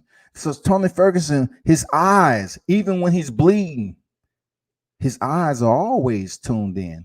He's always seeing what's going on. He's admiring his damage. That's what Tony Ferguson fucking does, man. That's what Ferg does. He's never sitting up here just looking stupid and looking like he's goddamn have attention deficit disorder, like he's disorientated. just because he has 3 or 4 cuts. You know, Tony Ferguson is always aware to the damage that he's inflicting. Believe it. Now, Justin Gaethje, on the other hand, he's not that way. I mean, like when he gets into a firefight, sometime we've seen, you know, he can kind of take his eyes off the target that's delivering punishment, and he can goddamn put himself in a vulnerability and ducking his chin, taking his eyes off, and allow his opponent to get in or switch it up, or to take advantage of his lack of sight. And Tony Ferguson is a guy to do that, man. I do have this question though. If Tony Ferguson becomes a little bit too much for Justin Gaethje, would Justin Gaethje try to go in for a takedown on a jiu-jitsu black belt as Tony Ferguson?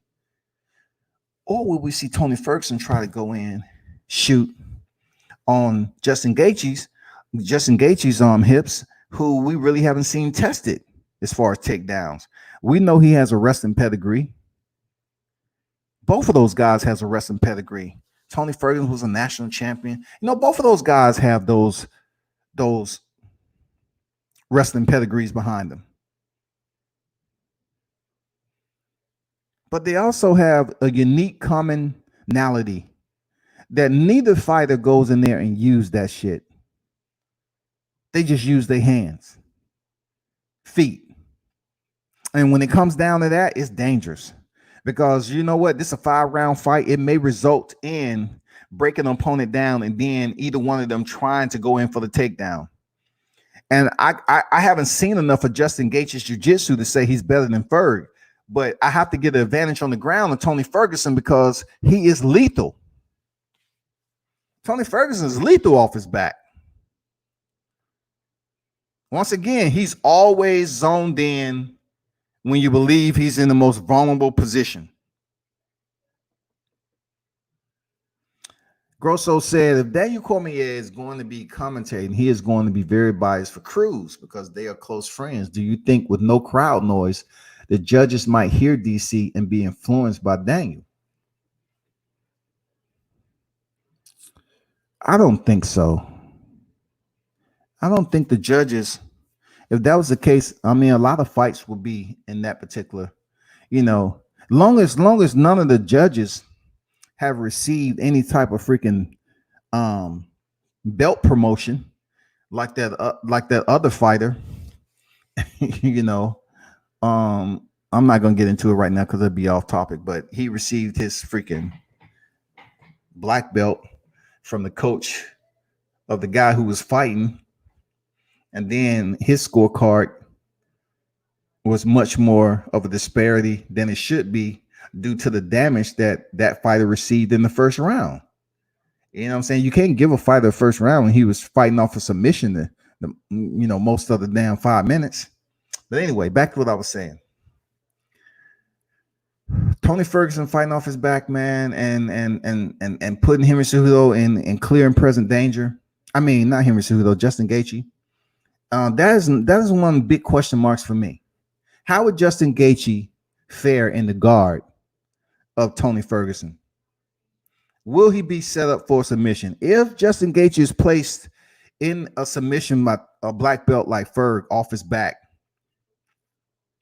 will he surprise us? Does he have a counter to that? Because it's a systems game when it comes down to jiu-jitsu. It absolutely is. And, you know, those guys be thinking 3 steps ahead. So whose system is more advanced on the ground? You know, and like I said before, I can only go off what I've seen in the cage with Tony Ferguson, so I'm going to get him the edge. I'm not saying that Justin Gaethje will tap or anything like that, but I'm just saying it's a high possibility that Tony Ferguson can submit your ass. We've seen him lock in that Darce choke. When you're talking about, he's not even goddamn giving you a Hallmark card like some of these people do, like some of these fighters do. Like when Ferg put you in a goddamn submission, You damn near already can say that shit is all, we're not going step by step ABC on the submission. When he slap in that Darce choke, man, you're already on C already. You know what I'm saying? You're already on step C with Ferg.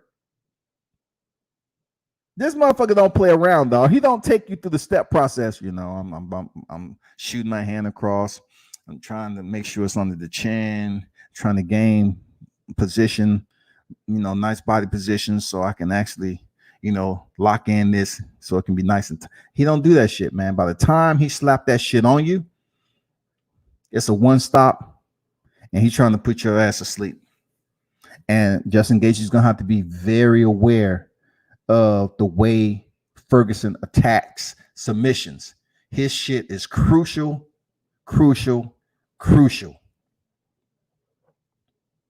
I can't sit up here and give any accolades to Justin Gaethje on submissions because that's just not what he do when he knocking motherfuckers out.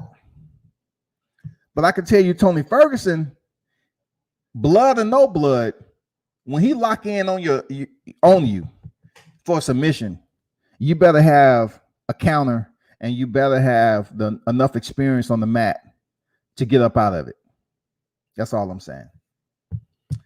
Grosso said if Justin gets tired, he's probably going to use Roman Greco wrestling against the cage, just get a breather. But that might be dangerous in close quarters with Ferg. I agree with that. I mean, when it comes to wrestlers, man, it all boils down to this in mixed martial arts. It's all about what round it's into, right? Do both fighters come in there with one having significant advantage in wrestling than the other, right? So then we take two fighters like this who can strike tremendously, very lethal. So we look at it in that perspective and go off your narrative. I'm looking at something like that happening maybe like the third round. Like it's according to how brutal the first two rounds was. So we take it to the third round, exhaustion, fatigue sets in, and we're looking at two fighters who really at a point, like if we would have implemented that wrestling in the first round, it would have been like, oh, okay, so-and-so looking strong right now. But also the counter is going to be strong too because they're still fresh. But in the third round, if they're exhausted, bleeding, you know what I'm saying? The coherency is a little bit distorted.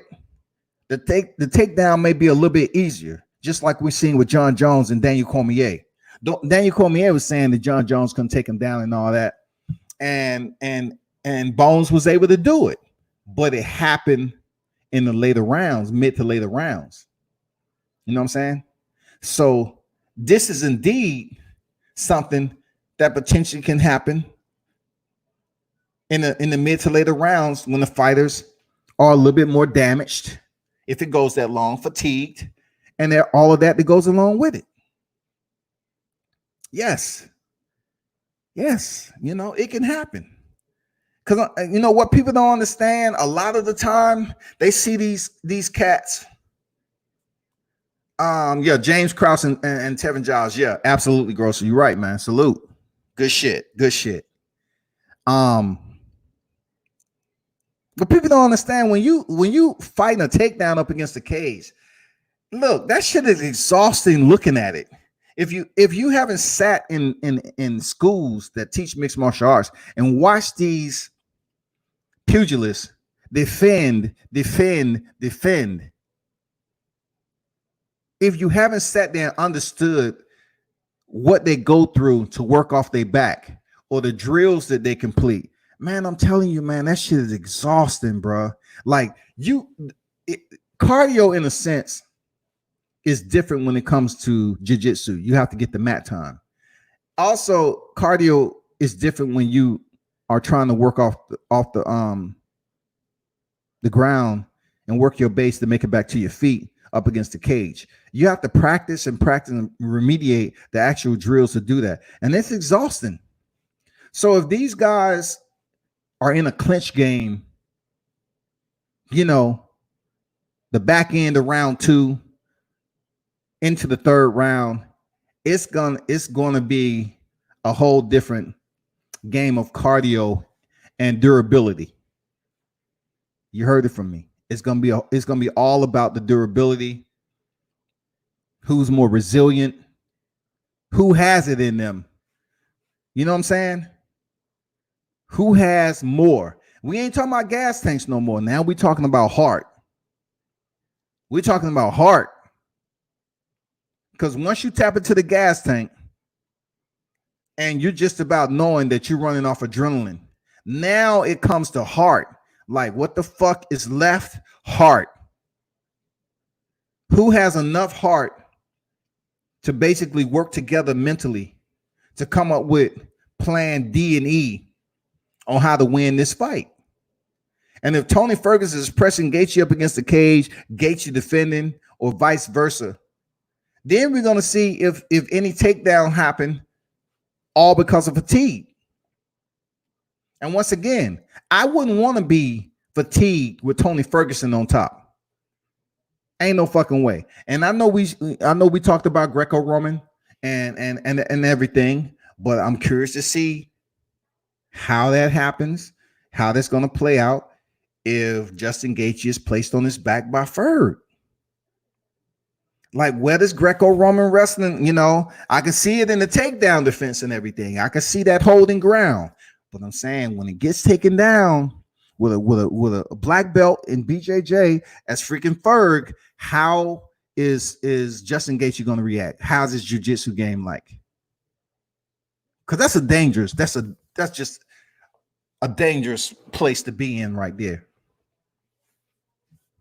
Because not only is Tony Ferguson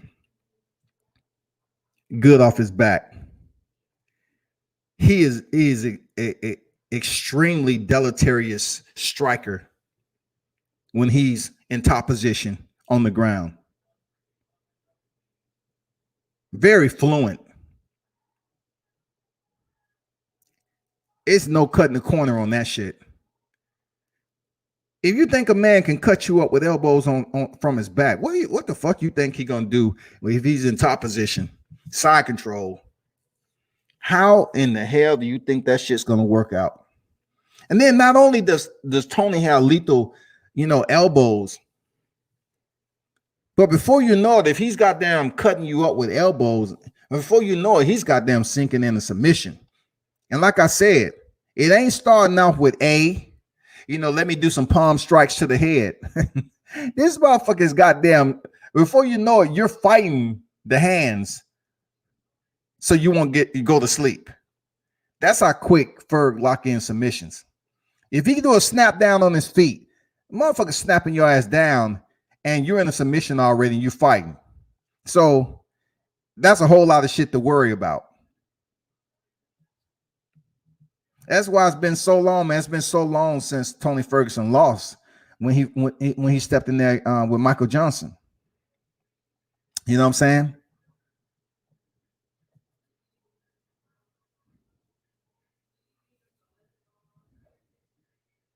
That's something we have to look at, man. Grosser say, talk about it. Regular people don't understand how physically exhausting that is. Lungs on fire, shoulders on fire, legs and back on fire. Real talk, man. Talk to him, Grosso. Talk to him, man. That shit is exhausting, man. Trying to stop a takedown. Do you know how you know how much you have to engage the core trying to stop a takedown?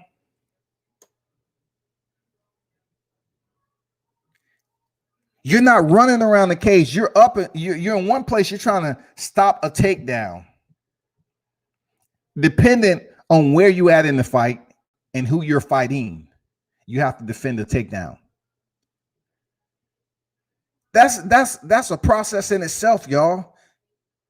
That is a curriculum in itself to be up against the cage, hip to hip, working for over-unders, working for underhooks, whatever you're trying to do, reverses, turn them off the cage. And in the process, you may be getting those knees to the thigh, foot stomps, hooks, elbows. We're not even talking about the knees to the thigh. I'm not sure if anybody ever took a knee to the thigh. But it can force you into certain places. Like it can force your bowel movement into certain places. Seriously. Like them knees to the thigh hurt like a motherfucker. And depending on who's giving it to you, it's crucial, man. So your goddamn lungs are burning, you're tired, exhausted, you're breathing, you're trying to get oxygen, but yet you're trying to defend being punched in the face, knee in the face, knee in the thighs, fighting off underhooks if you're not the one who's in that position,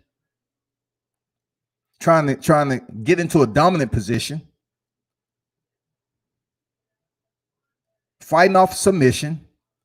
It's so much that goes on in mixed martial arts. That's why I said the sport is a beautiful nightmare, because you have so many facets that you have to defend against, but also it's so much for you to learn in order for you to apply that in the cage itself. It's mixed martial arts. It's so many variables that goes on while you're in there fighting. It's just so many facets to the game that you have to go to the gyms, you have to train, and you have to remediate, and you have to switch up the sparring partners, and you have to get good different looks.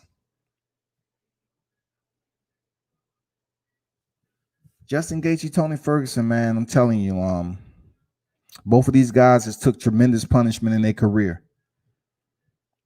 I'm being real. I'm telling you what I know, what I've seen.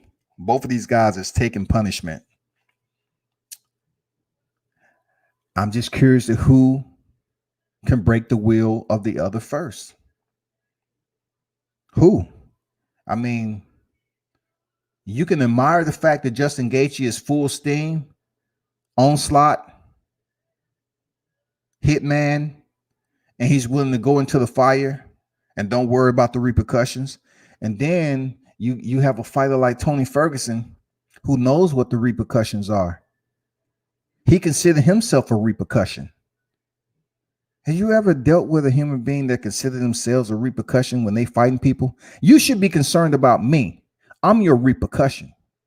So Tony Ferguson, when he goes in there and fight, he is the repercussion most of the time. Look at his opposition on how he's goddamn bloodied them, cut them up. When you got a person that don't really care about hydrating on their own blood, and they're willing to stand in the pocket and take punches and start to understand that they're cut and it don't bother them at all, then he gets hurt by Anthony Pattis and do a barrel roll out of it. Who does that shit? Like, Tony Ferguson understands that he's a crazy dude. He also understands that he's a lethal individual that can goddamn fuck somebody up. Technically, he knows he's different. He's an anomaly at how he strikes.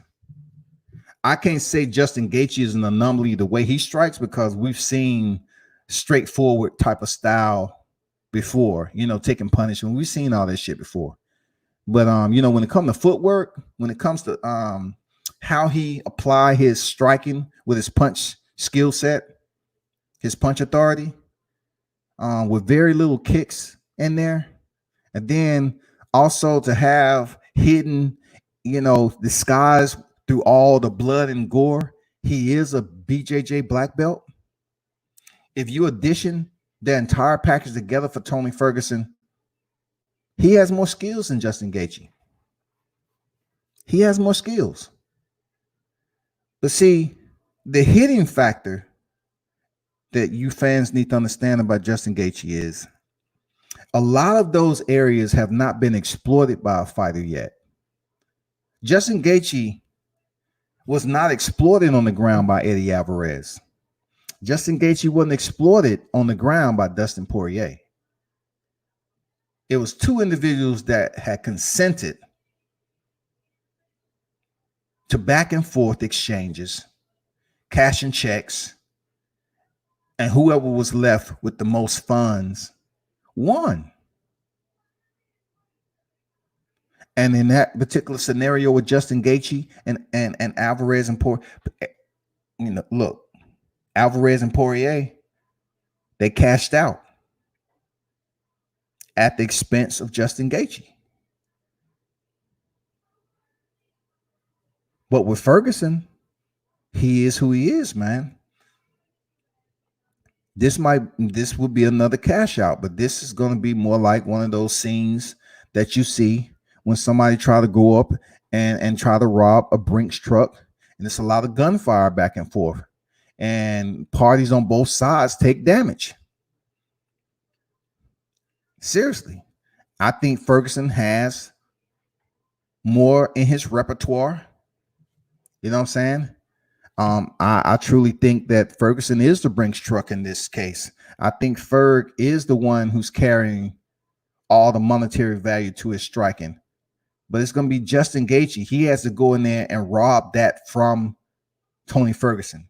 He has to show people that just because you haven't seen it done doesn't mean I can't go in here and be the first one to do it. You know what I'm saying? I mean, it's possible for Justin Gaethje to do it. We've seen Tony Ferguson go in there and just goddamn run rampant on a motherfucker, vigilante style. We've seen that shit. But it's going to be up to Justin Gaethje to take Tony Ferguson to another level. And can he do it? Can Justin Gaethje be the one to take Tony Ferguson to a whole nother side of darkness that he'd never been before?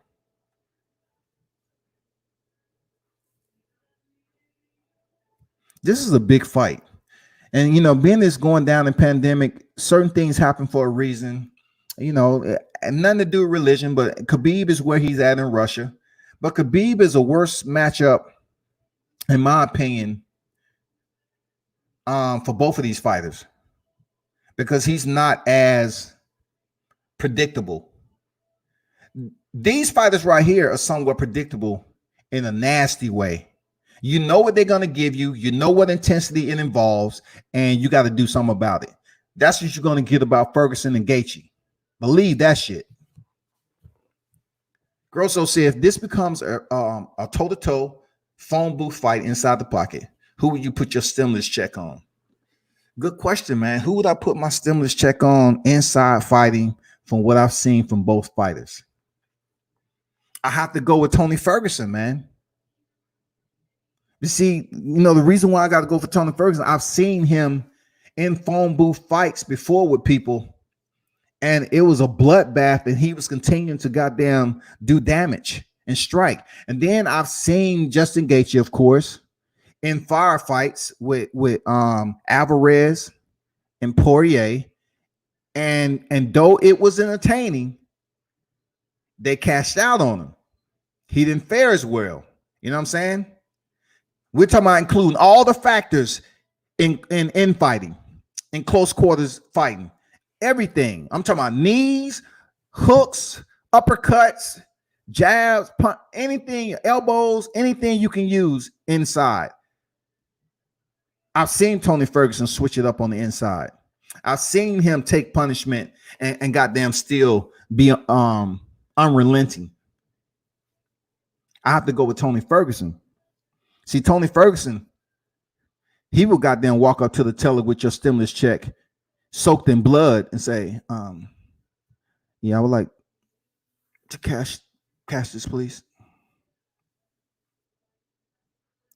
I can't really sound the back of it right now because it's pretty saturated in my opponent's blood, but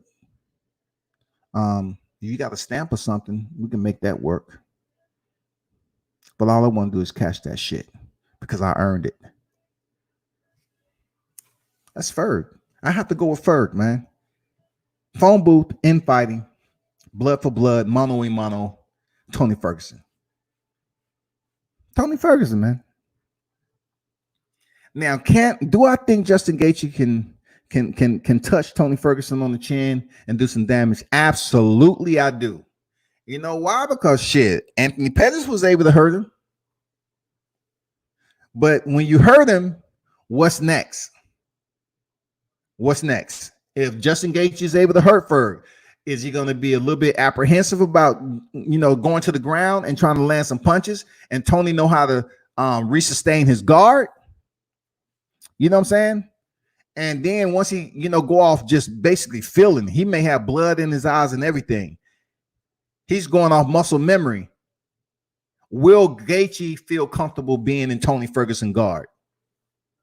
Will he even take that risk to put himself in what seems like a dominant position, but it isn't when it comes to Tony Ferguson?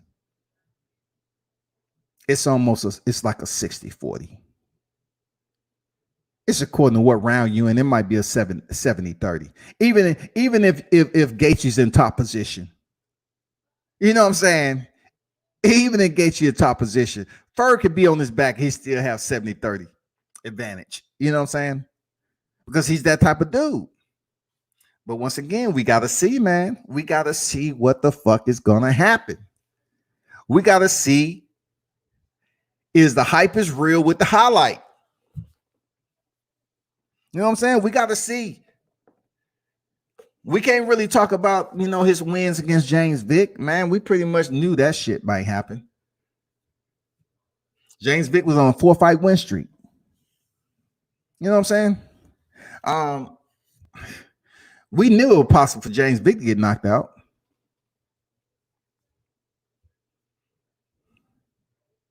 Him defeating Cowboy Cerrone. Hey, we don't know what Cowboy. We don't know if we getting Donald tomorrow, or we don't know if we getting Cowboy. We don't know that shit. I just don't know.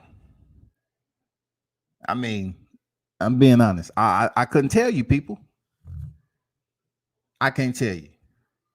But what we know is it's going to be an exciting main event, on paper, main event, co-main event. That shit's going to be fire, man. Everything is the way it's supposed to be for a card in a pandemic without a crowd to kind of get people to tune in PPV. This card is everything. Seriously. I wish I was there to cover it. I was supposed to be on deck, but I said, nope. I'm going to wait. As much as I want to be on deck, and I could still be down there tomorrow if I wanted to, but I just said, I'm just going to wait. And, as much as I know about mixed martial arts, I love to do media, but, they have their own community, man. You know what I'm saying? It's much different than boxing. That doesn't mean the door is closed, but it just takes me a little bit longer to actually, be around some of those fighters to talk about it. If Justin Gaethje disrupts the plan and beats Tony by devastating KO, will the MMA community be disappointed that we probably would never get Khabib versus Tony? You can't really be mad at something that you never seen, right? Like, society, in a sense, get over shit that's goddamn visual perception. You know what I'm saying? It can be the worst visual perception, but society get over it because the reality of it all, we never really seen it play out. The only thing we've been accustomed to with Khabib Nurmagomedov and Tony Ferguson is cancellations. 5 cancellations. You know what I'm saying? 5 freaking cancellations. 2020, 2018, 2017, 16, 15. 5 freaking cancellations. Yes, the MMA community is going to get over it because Khabib continues to perform and fight the best that he has in his weight division. You know what I'm saying? All they're going to say if Tony Ferguson is upset by Justin Gaethje is like, well, we pretty much know Khabib would have did somewhat the same thing in dominating fashion because he gets his opponents in predicaments, less advantage positions, and he pummeled him. He beats him down with constant pressure, extreme top pressure, right? And if Justin Gaethje goes in there and pretty much assists Khabib in getting Tony Ferguson out the way, then they'll say, well, we really didn't miss anything then. We didn't miss anything. But I can tell you this right here. If Justin Gaethje does finish off or defeat Tony Ferguson and faces Khabib, then we have a whole nother fight on our hand. Because you can almost guarantee it that his Greco-Roman wrestling pedigree will have to be front and center. His takedown defense, we will see Khabib test that shit. Is it legit or not? That's what we're going to find out if Gaethje ever stepped in there with Khabib. Because Khabib, he doesn't care. The Sambo goddamn Grim Reaper. He don't give a fuck about what goddamn wrestling pedigree you got. We have seen people get taken down by Khabib and get up. But I'm not gonna forecast something. You know what I'm saying?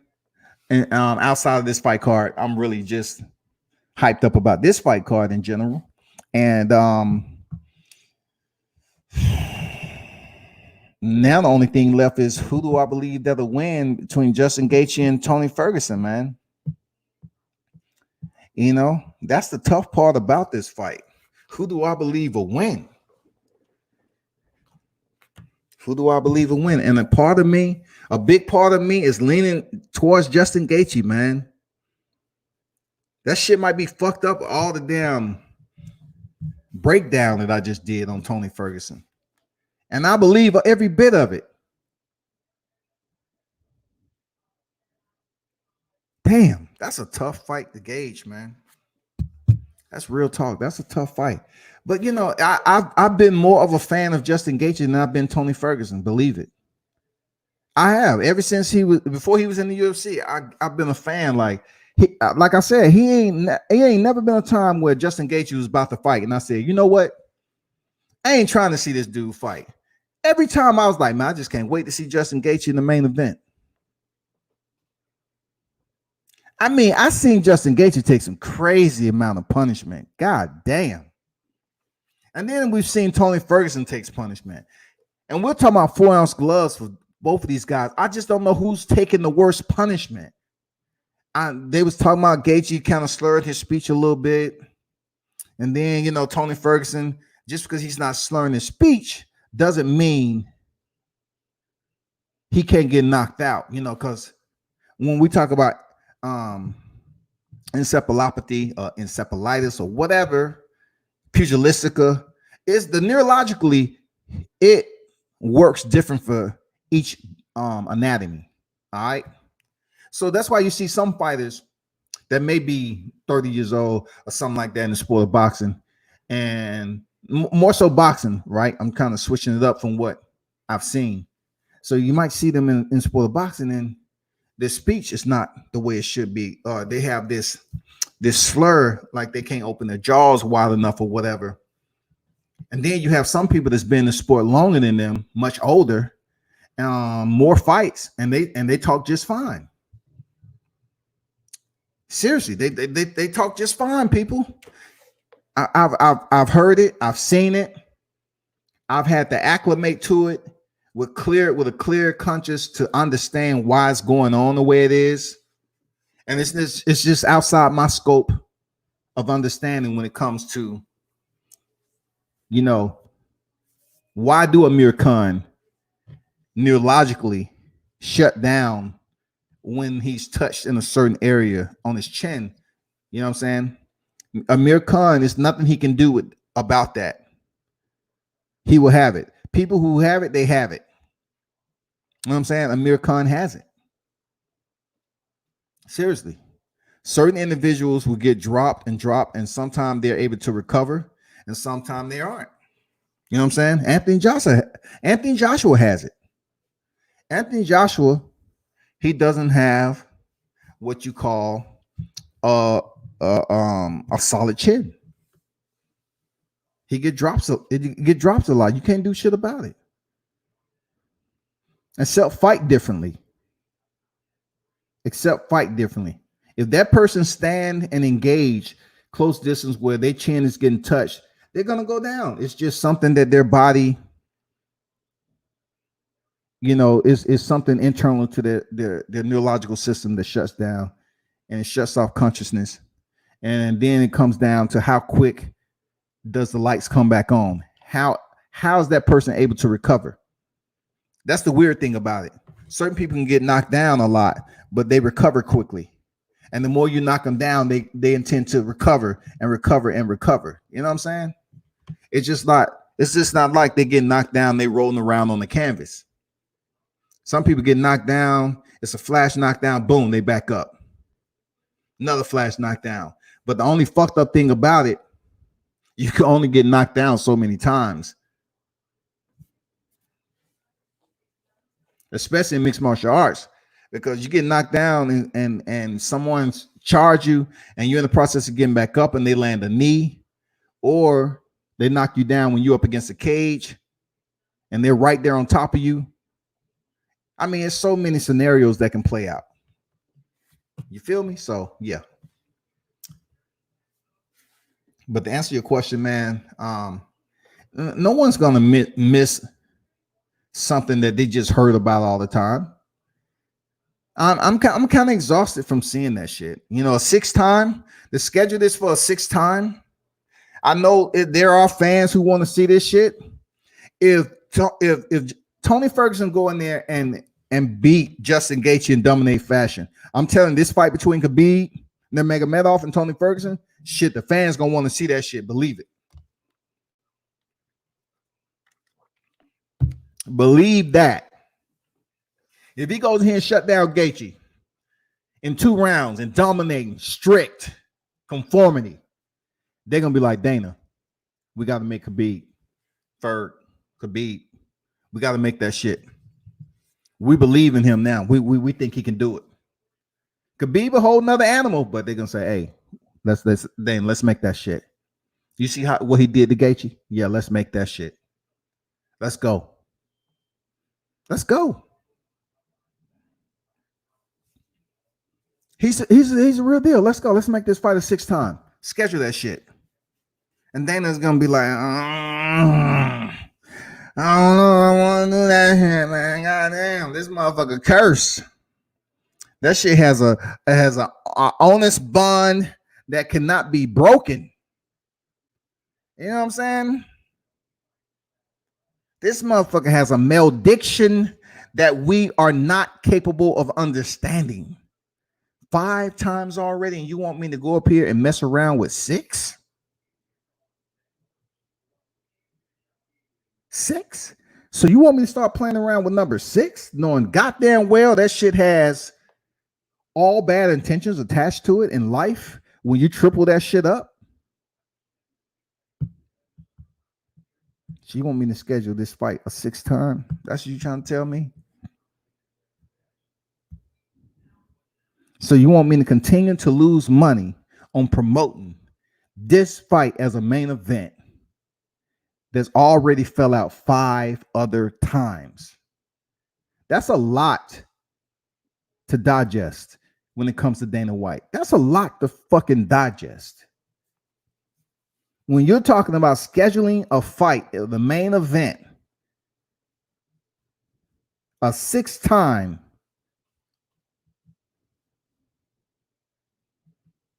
we'll see, y'all. We'll see if that shit pops off.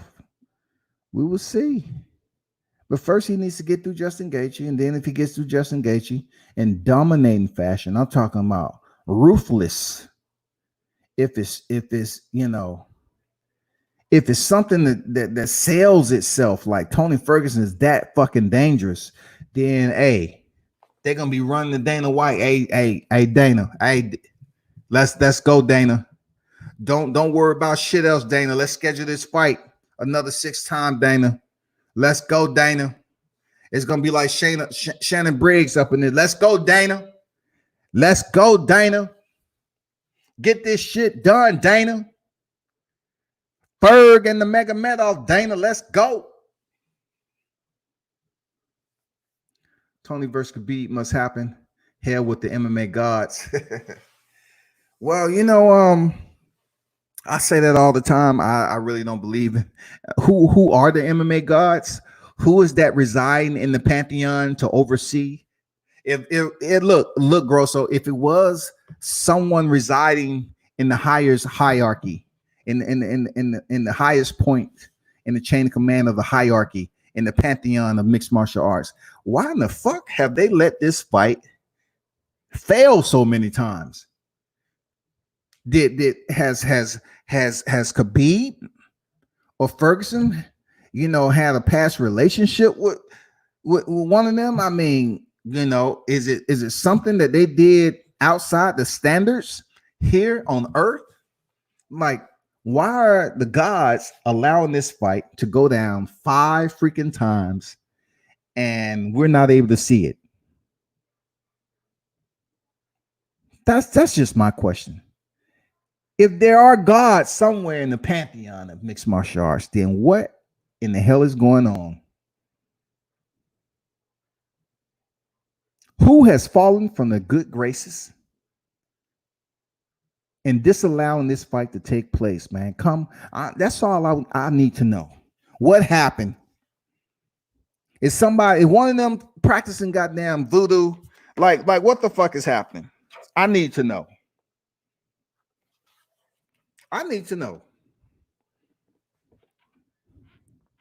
Just like when you saw Jack Nicholson and Tom Cruise. I need answers.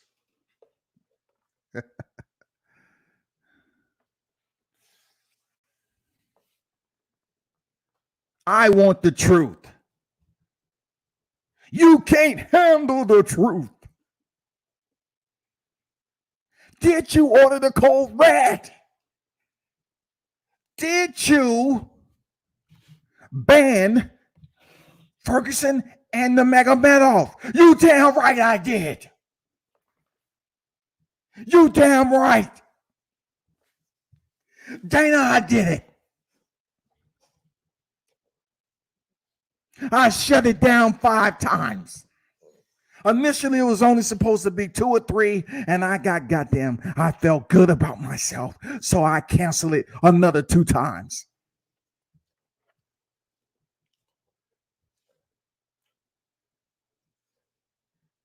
Well, I think that's all for now. I think we've had our fun with this. Girl, what is going on with you? What? Chill, relax. Getting a little hyped up. What?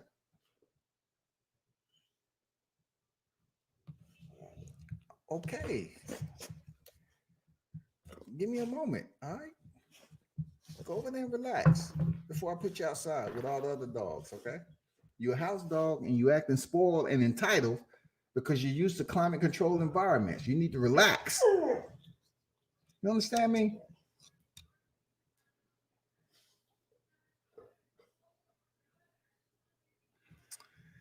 But yeah, that's all I got to say about that. That was a good ass question, though. That was a damn good question, though. The MMA gods, man, whoever they may be, I don't think they're really concerned about the Magomedov right now until the restrictions are lifted and until we see the results of this main event tomorrow night. UFC 249. That is all I have, people. Hope you enjoyed the broadcast live. Be sure to turn up and tune in once again. Hey, matter of fact, Michael Rosa, man, salute to you. I didn't see you in there. He say they should have made that fight happen. Yeah, if we're talking about Nurmagomedov and Ferg, absolutely, I agree. Grosso say, yep, neurologically system Jorge Masvidal has been knocked down many times, but also pop up running, all cylinders, gun blazing. Yeah, there's some fighters that get knocked down, just like Frankie the Answer Edgar. He always seemed to have the answer when he get dropped. Not so much against Max Holloway though, but it's been people that get knocked down, man, and they can get back up. Very tough, It's a strange I don't know, man. I just don't know how to diagnose that. You know, when your conscience gets shut on, but if it refires, you know, it's so quick to allow somebody to regain and refire and come back to their conscious state, but yet it's not as strong when they actually receive the initial impact, but they allow them to recover quickly. That is the in a sense the eccentricness about knockouts. You know what I'm saying? That's the central part about it. Like some people, they chin get cut off, and they can hop right back up and keep fighting. Like Tito Trinidad, for instance. Tito Trinidad, he got dropped all the time. You know what I'm saying? It's just a weird thing, man. I don't have the answers for it.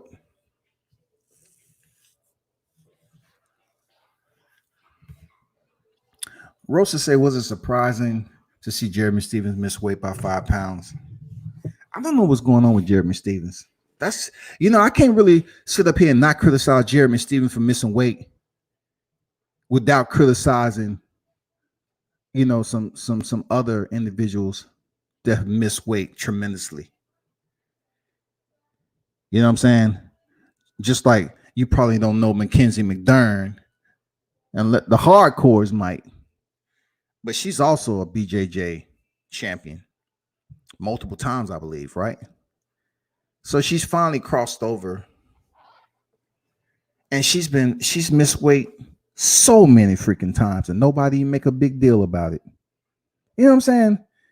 One time she was 7 pounds overweight. Like, what the fuck is going on? Like, what are you eating? Are you drinking a whole goddamn pint of milk before you step on the scale?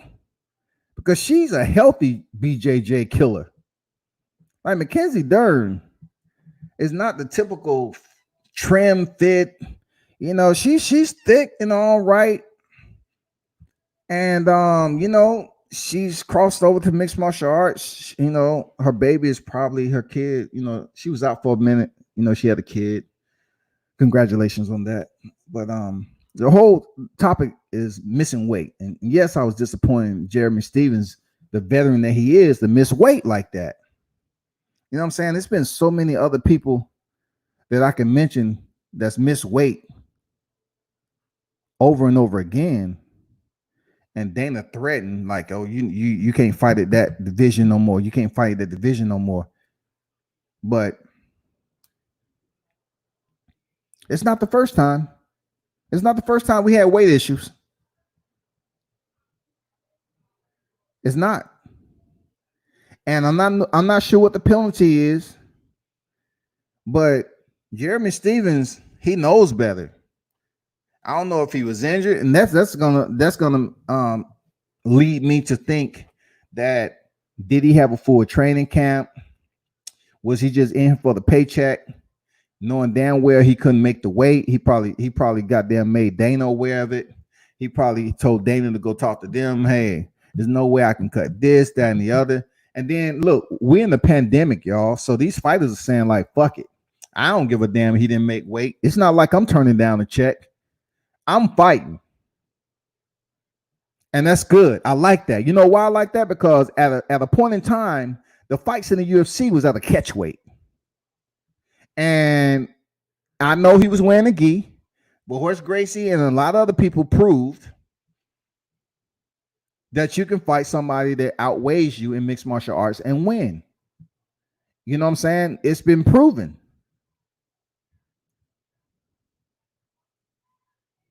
It's been proven.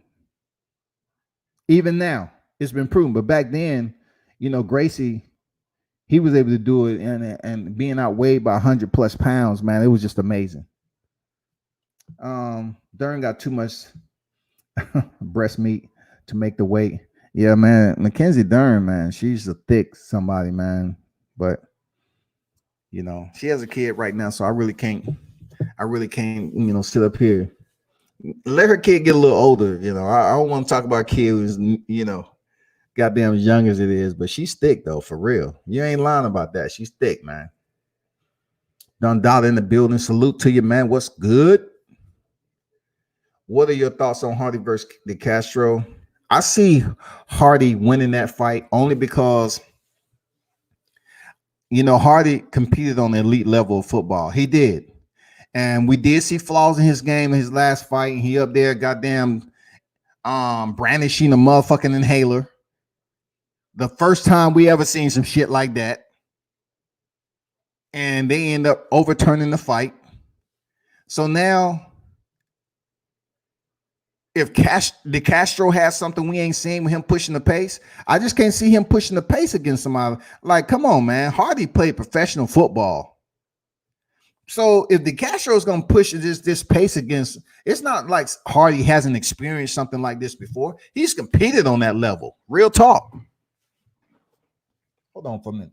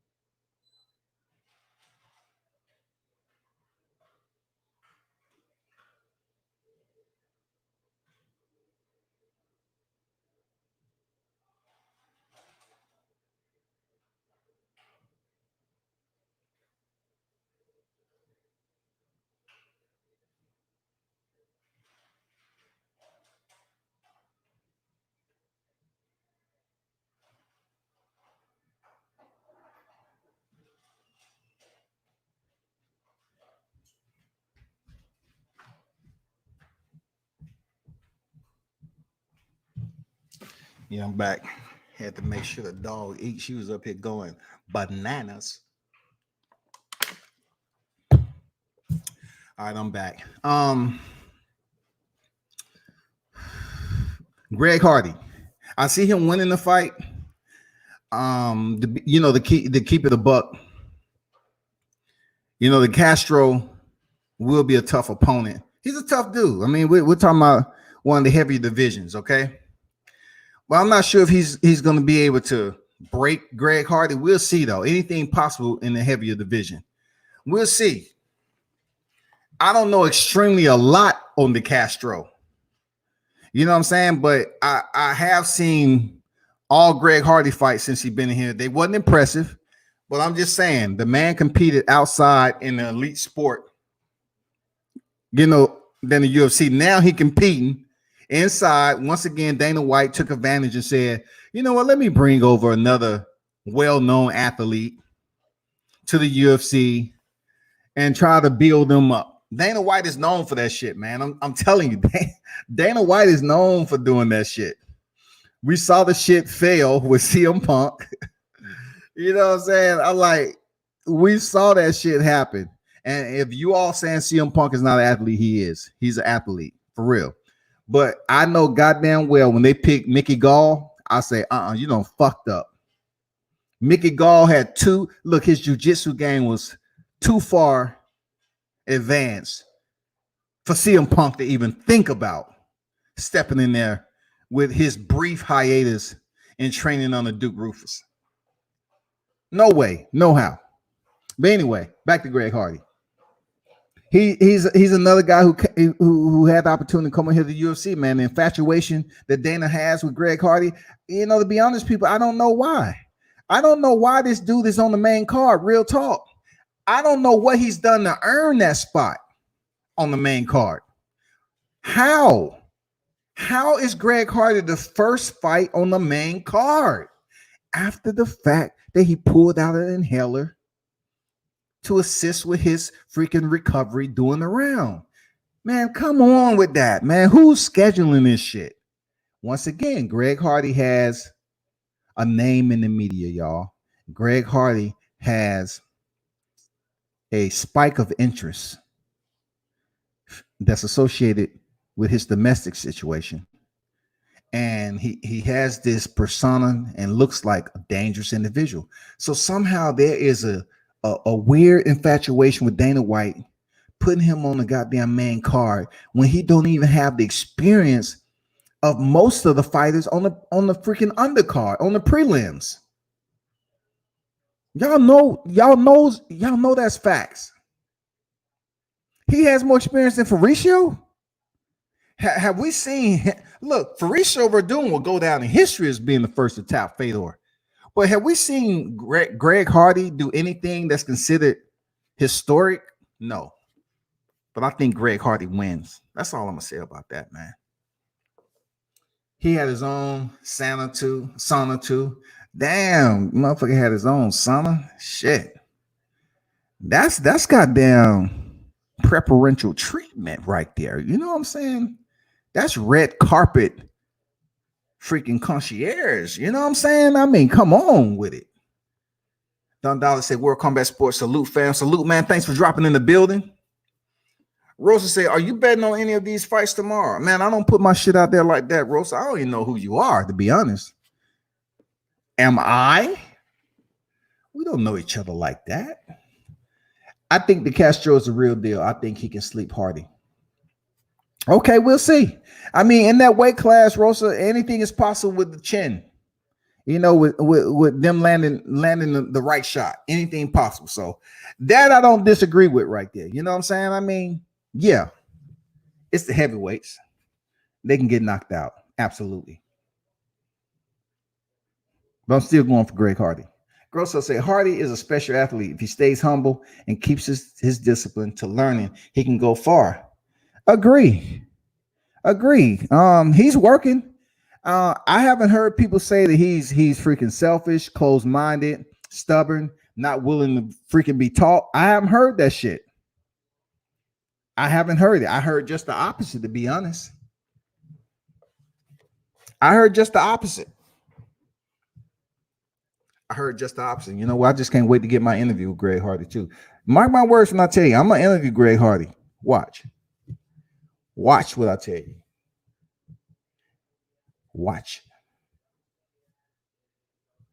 Hardy is on a pedestal. UFC pimps Hardy to casual fans.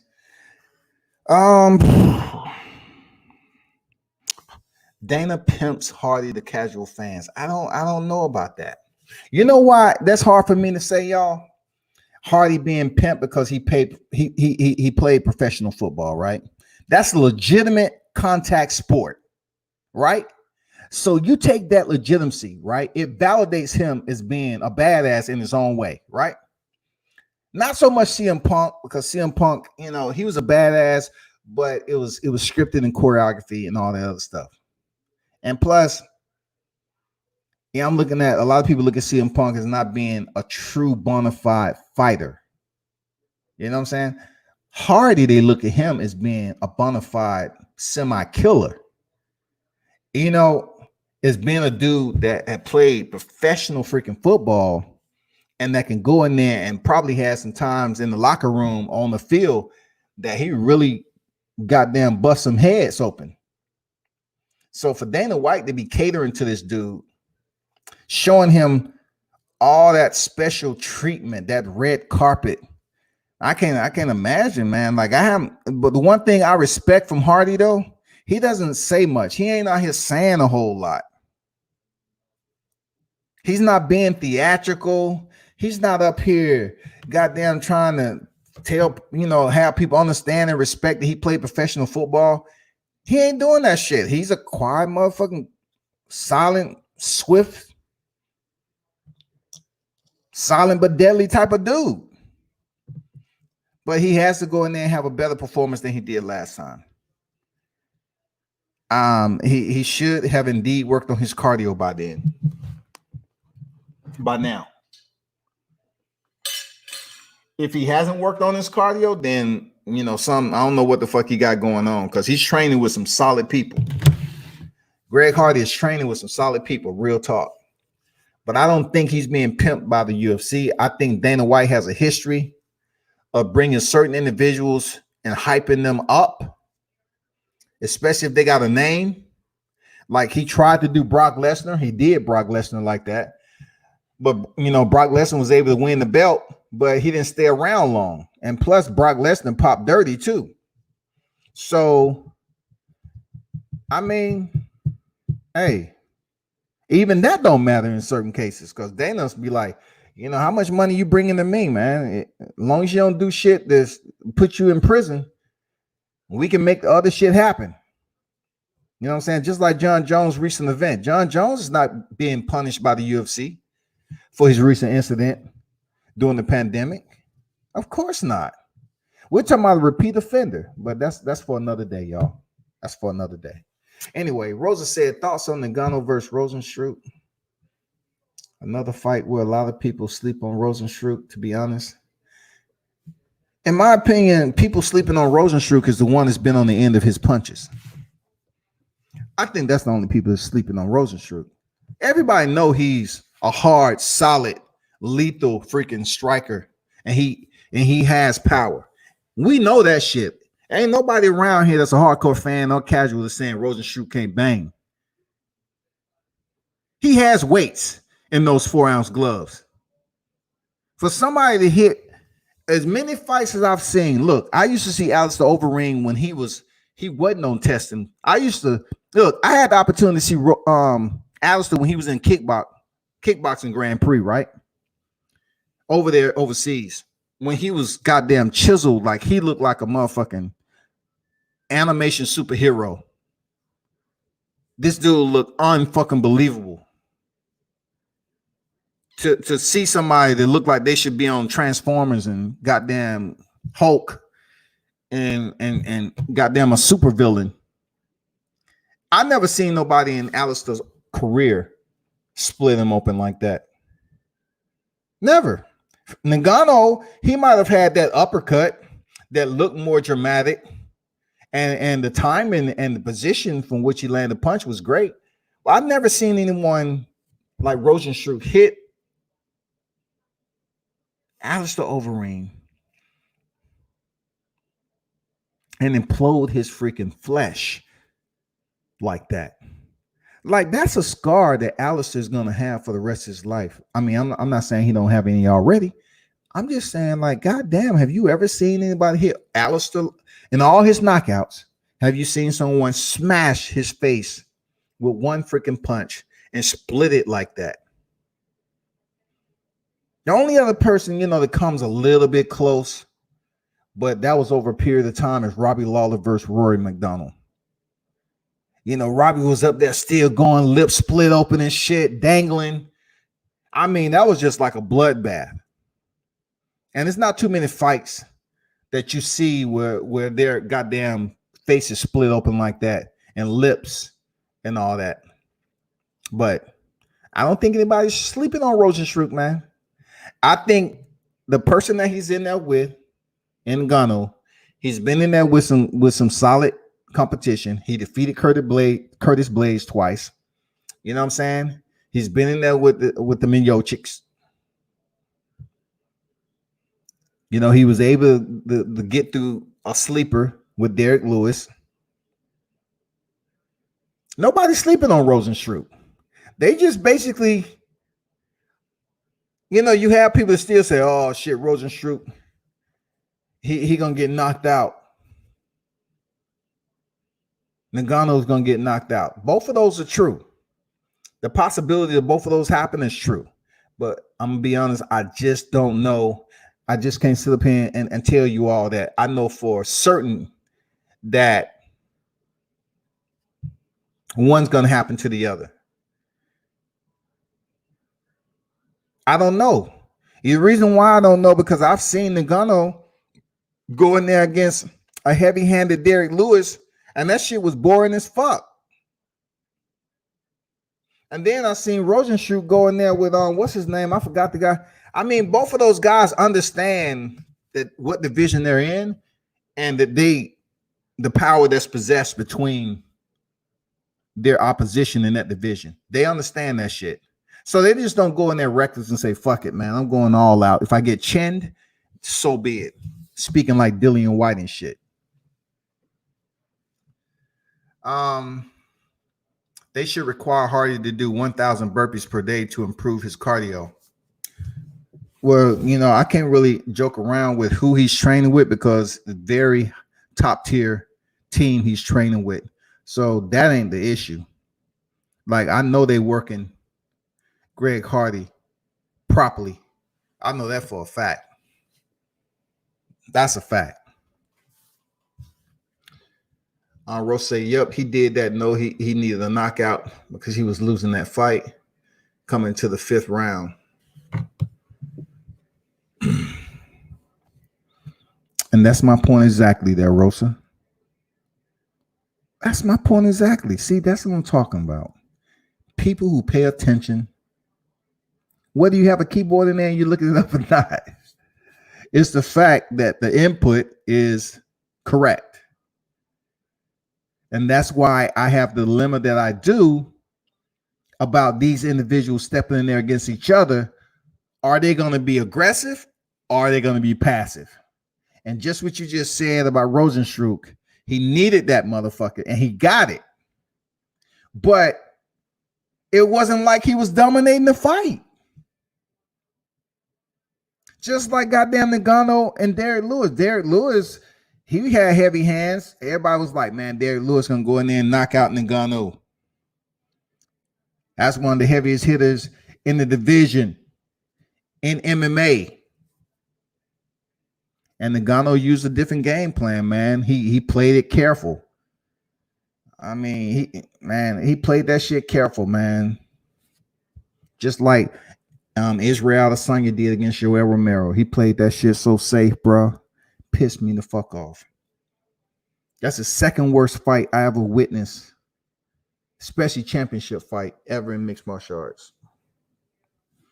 The other one was a non-championship fight, a numero uno. Darren Till versus Stephen Wonderboy Thompson. Worst fight ever. Worst fight ever. Then you got Adesanya and Yoel Romero. Second worst fight ever. Period. And this dude is trying to cement a legacy. And he's running and not pushing the pace and talking about he gonna be the first to stop him. Stop it. Stop it, bro. I'm really hoping Paulo Costa go in there and give Adesanya a good showing. I hope those two, I hope he bring out the dogness, because Adesanya ain't a punk, but I just think he's trying to cruise himself into superstar status to play it careful. So I think, truly, I think he may want to fight with John Jones, but John Jones isn't getting any younger. And Adesanya may be trying to tiptoe enough to get that big fight and get that big paycheck. Because it's not like he's making a whole, these huge, heavy checks. You know what I'm saying? So, according to how he go ahead and handle Paulo Costa, two of these dudes have the same plans in the itinerary. Believe that, people. Hear me out. These two cats got the same plans. This is what I like about this future fight. I know it's a little bit off the fight card, but Paulo Costa planned on dispersion of Adesanya and moving up and fighting John Jones. That's the same shit, and more so that Adesanya has implied that he wants to do. But Paulo Costa is saying, I'm going to do it. His affirmation is, I'm going to do it. I'm going to go ahead and disperse Adesanya. I'm going up here to fight John Jones, period.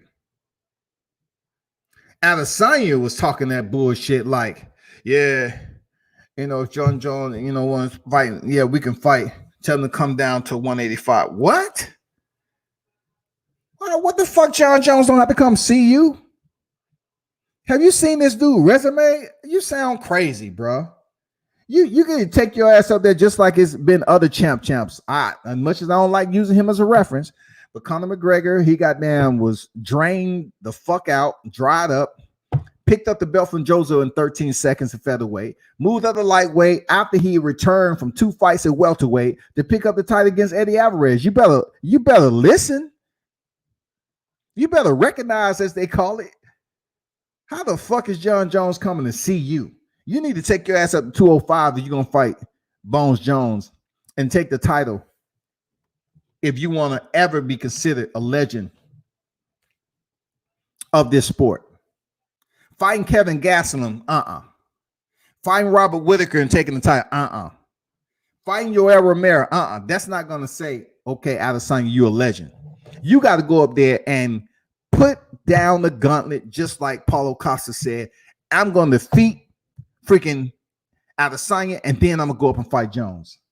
Because we already know Paulo Costa, he looks like he about 225. You know what I'm saying? This motherfucker look like goddamn. I mean, he just been going to Golden Corral his whole entire offseason, bro.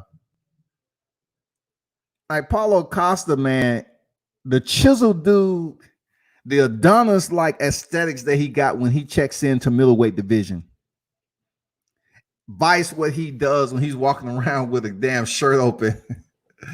Looking like this motherfucker's been camping out at the motherfucking buffet. Yeah, some fresh fried chicken and mac and cheese, broccoli casserole. Yes. Oh, what is that over there? Yeah, give me about 2 slices of ham, pork sausages, please. And let's see what else we got here. What else? Are those grits? Yeah, just give me a half a stick of butter. Yeah, just toss it in there. Yeah. And can I get a bigger bowl of those grits? Yeah, for sure. And let me see. What else do we have? Is that dessert? Yeah, I have 5 of those fudge brownies and red velvet cake. That is? Yeah, give me 2 slices of red velvet. A scoop of butter pecan and peppermint ridge.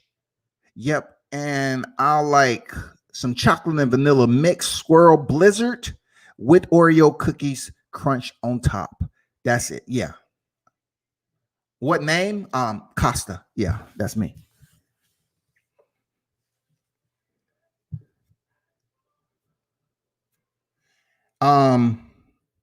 Yeah. Rosa said, worse than Luis Ngannou. Absolutely. You know why I was worse than Luis Ngannou? Because of the aptitude of the fight. Championship. The hype behind Adesanya. The continuing, but how you put it? What's that word I'm looking for when it comes to what we have seen with Yoel? We are on our last freaking air pocket. We're holding our breath with Yoel Romero to win a title. I was happy he won his $27 million lawsuit to clear his name from a tainted supplement. But that fight was a championship fight. And Adesanya was supposed to go in there. This guy's talking about, I'm going to be the first to stop him. No, you didn't come close to that shit. Nope. So therefore, it's the second worst ever. It was such a freaking disappointment. It was a disappointment. Like, look, you have to understand when I'm talking about the disappointment. No expectations, no disappointment. I didn't expect much from Ngannou and Lewis because I knew their fighting styles. But I expected so much from freaking Adesanya and Romero. Real talk. Grosser, I'm done losing money betting against Izzy. Adesanya is the genuine article. He sweeps all of 185. Maybe Adam Trevardian will give him smoke. I think Paulo Costa is going to give him smoke, to be honest.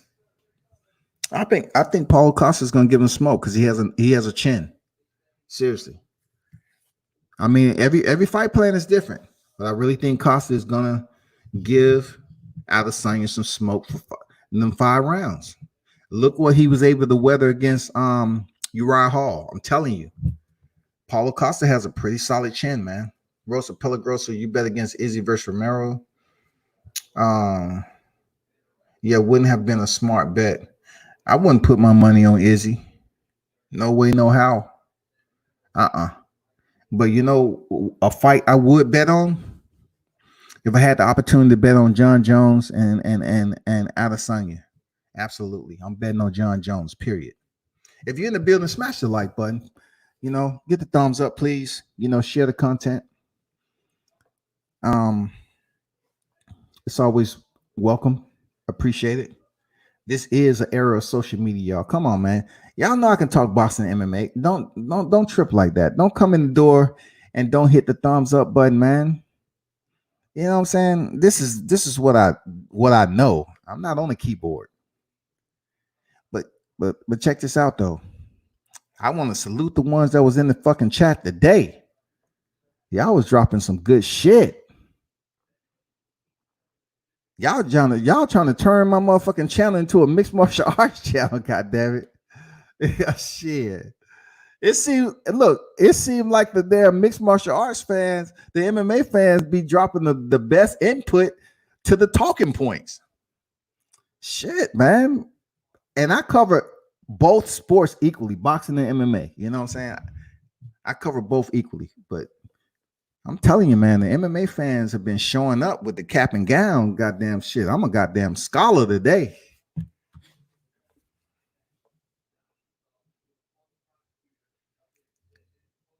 But man, y'all know what it is. I should no, I won't be back on later tonight because this is going to be my live for the day. Believe it or not, I will be back on tomorrow though. You know what I'm saying? Once I leave this live, I'll be back on here tomorrow. With live commentary, it will not be shown because the UFC, one thing I know about their algorithm is that them motherfuckers shut you down quick. If you're streaming anything UFC related and it's populated internal to the algorithm of this goddamn array of IP addresses and bits and bytes and protocols and all that, they shut your shit down quick, especially on Facebook. You know what I'm saying? So I'll just be doing live commentary on the fights. All right. I'm not sure I'm going to provide live commentary from Smiling Sam Alvey and Ryan Spann all the way up to the main event. I'm not sure. Usually I like to do that because, of course, it's education for me, and I always want to see the fights. You know what I'm saying? And a lot of people look at fights and say, you know what, that's not my favorite fighter. But me being media, it educates me on the next time I see these people fight again. Especially during this pandemic, we may indeed see some of the fighters that's on this card fight again May 16th.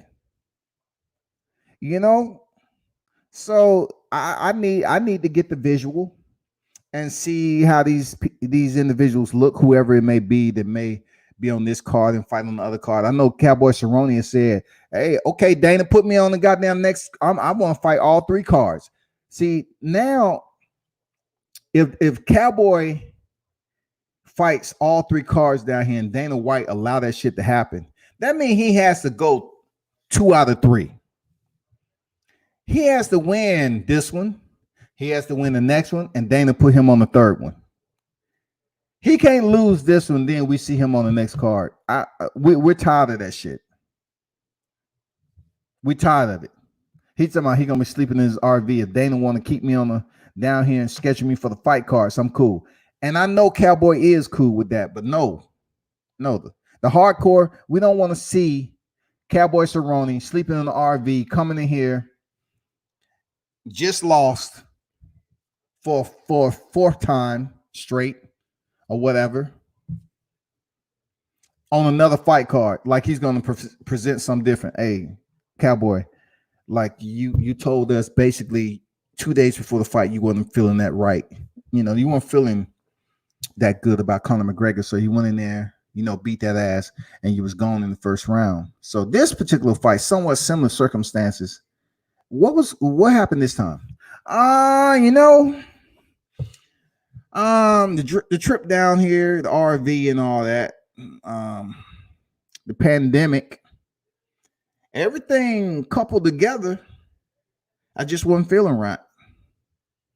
But goddamn it, Dana want me on this next card. I'm there. Keep collecting checks. That's all I want to do, collect checks.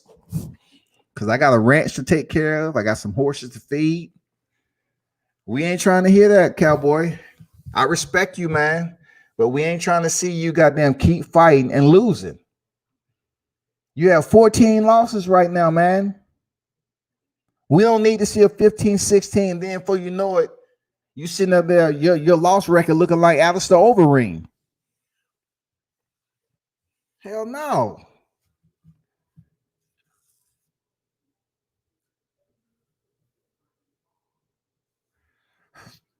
Fight Eve, we ready. What you talking about, Dundada? Fight Eve. I'm trying to figure out. Fight Eve, we ready.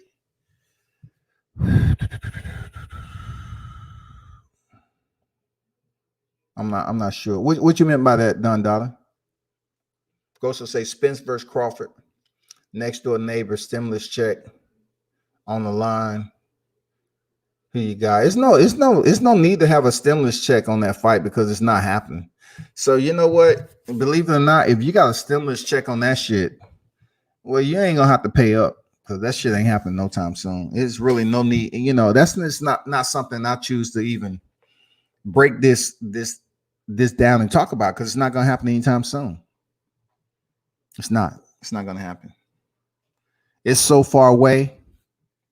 It's many, many, many moons away.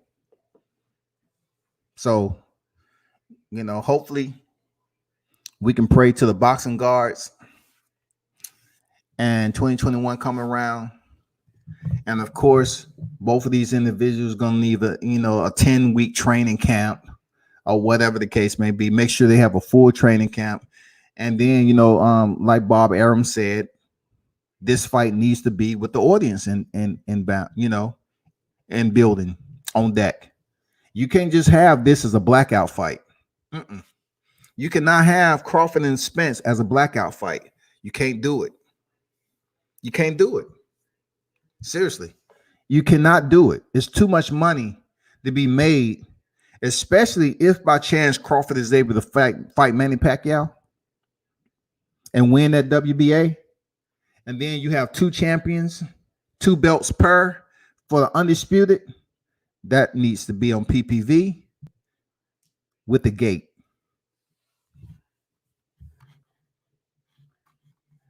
Like a kid on Christmas Eve, I can't wait. Yeah, for sure, man. You ain't never lied. We waiting to see this comeback card during the pandemic, man. The first one since the shutdown of combat sports, man. This is the first one in Jacksonville, Florida, the ViStar Veterans Memorial Center. This is going down. Aaron said Top Rank is back in business in June. Yeah, I heard that, man. I heard that. That's good news, man.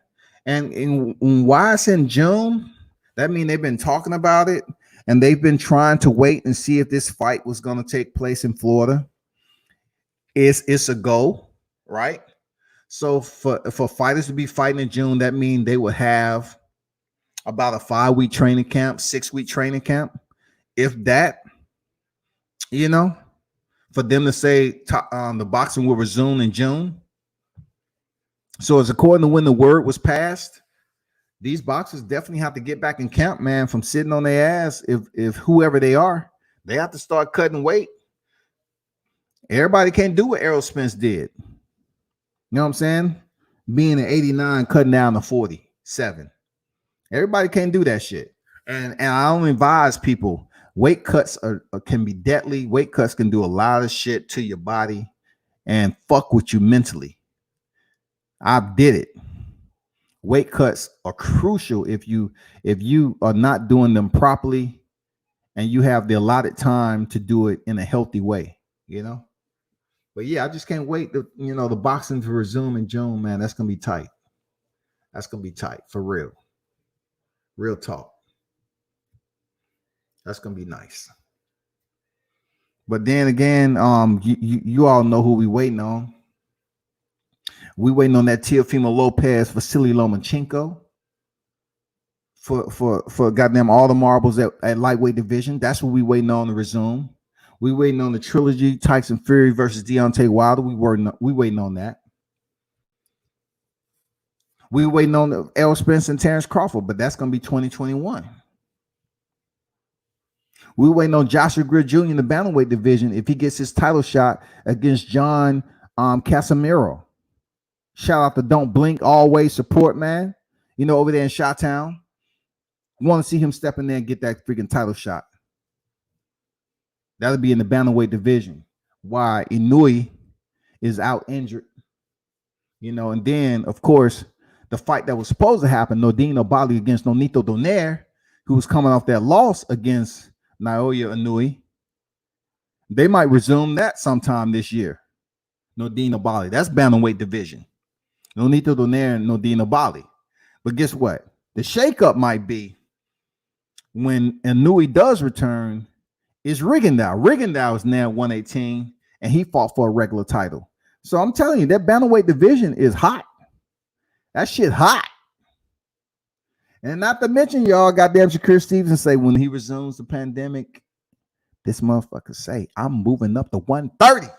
I ain't waiting around on y'all. As Shakur Stevenson said, I'm going for my second division championship. That's what I'm talking about. Shout out to goddamn Jersey. Brick City. You know what I'm saying? The Olympian. Looking forward to seeing Shakur Stevenson step back in the damn ring, man. You know what I'm saying? That's real talk. And then another fight that's up the road. I'm curious to see if the talk is gonna come any closer. You know, we heard that Canelo has signed a contract for September to face Triple G in the trilogy. We really don't want to see that shit, but it will be good for Canelo Alvarez to face Jamal Charlo.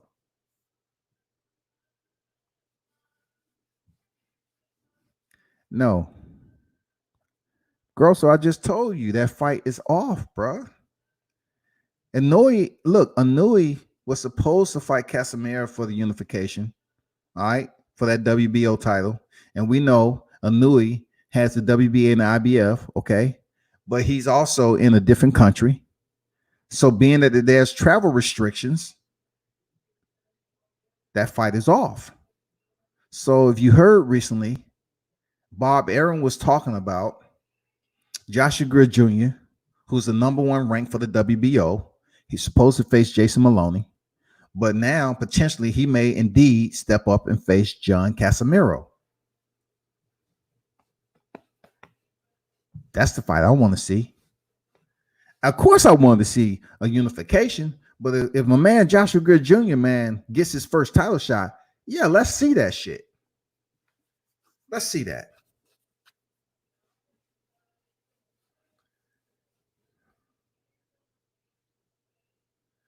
WCS, do you think all professional sports are closing watching UFC 249 to duplicate protocol? Do you think all the professional sports are closing watching UFC 249 to duplicate protocol? I'm not sure what that means exactly. All professional sports that are inactive right now, like you have professional sports that are inactive. So I'm not sure what that means because most of the sports are closing. They may be practicing, but most of the sports aren't being televised right now. So if you're talking about what's being televised, of course, Dana said he was going to be the first back, and he is. So boxing is going to fall suit very closely behind that. You know what I'm saying? They're going to be very closely behind this UFC card. They're just trying to wait in the shadows just a little bit, see how everything goes. Dana White has been testing his contractors, the contractors being the fighters, and being, follow protocol. And that's that. As far as everything else, We have to wait till the fight night happen and the end results and see if there are any outbreaks or whatever, any catastrophes, any sabotage, anything. And once that goes off, man, we can pretty much see the process go in recession. You know what I'm saying? Recycle. We're gonna see this starting to pump back up. The cylinder starting to fire. The next UFC card, the next boxing card, all that shit. We're gonna continue to see it, which is great. The only thing about it, still, we have 20 million plus on unemployment, and we have people that's struggling, man. So most of these cards, this tomorrow is going to be PPV, while the economy is still pretty much trying to get back operational and functional.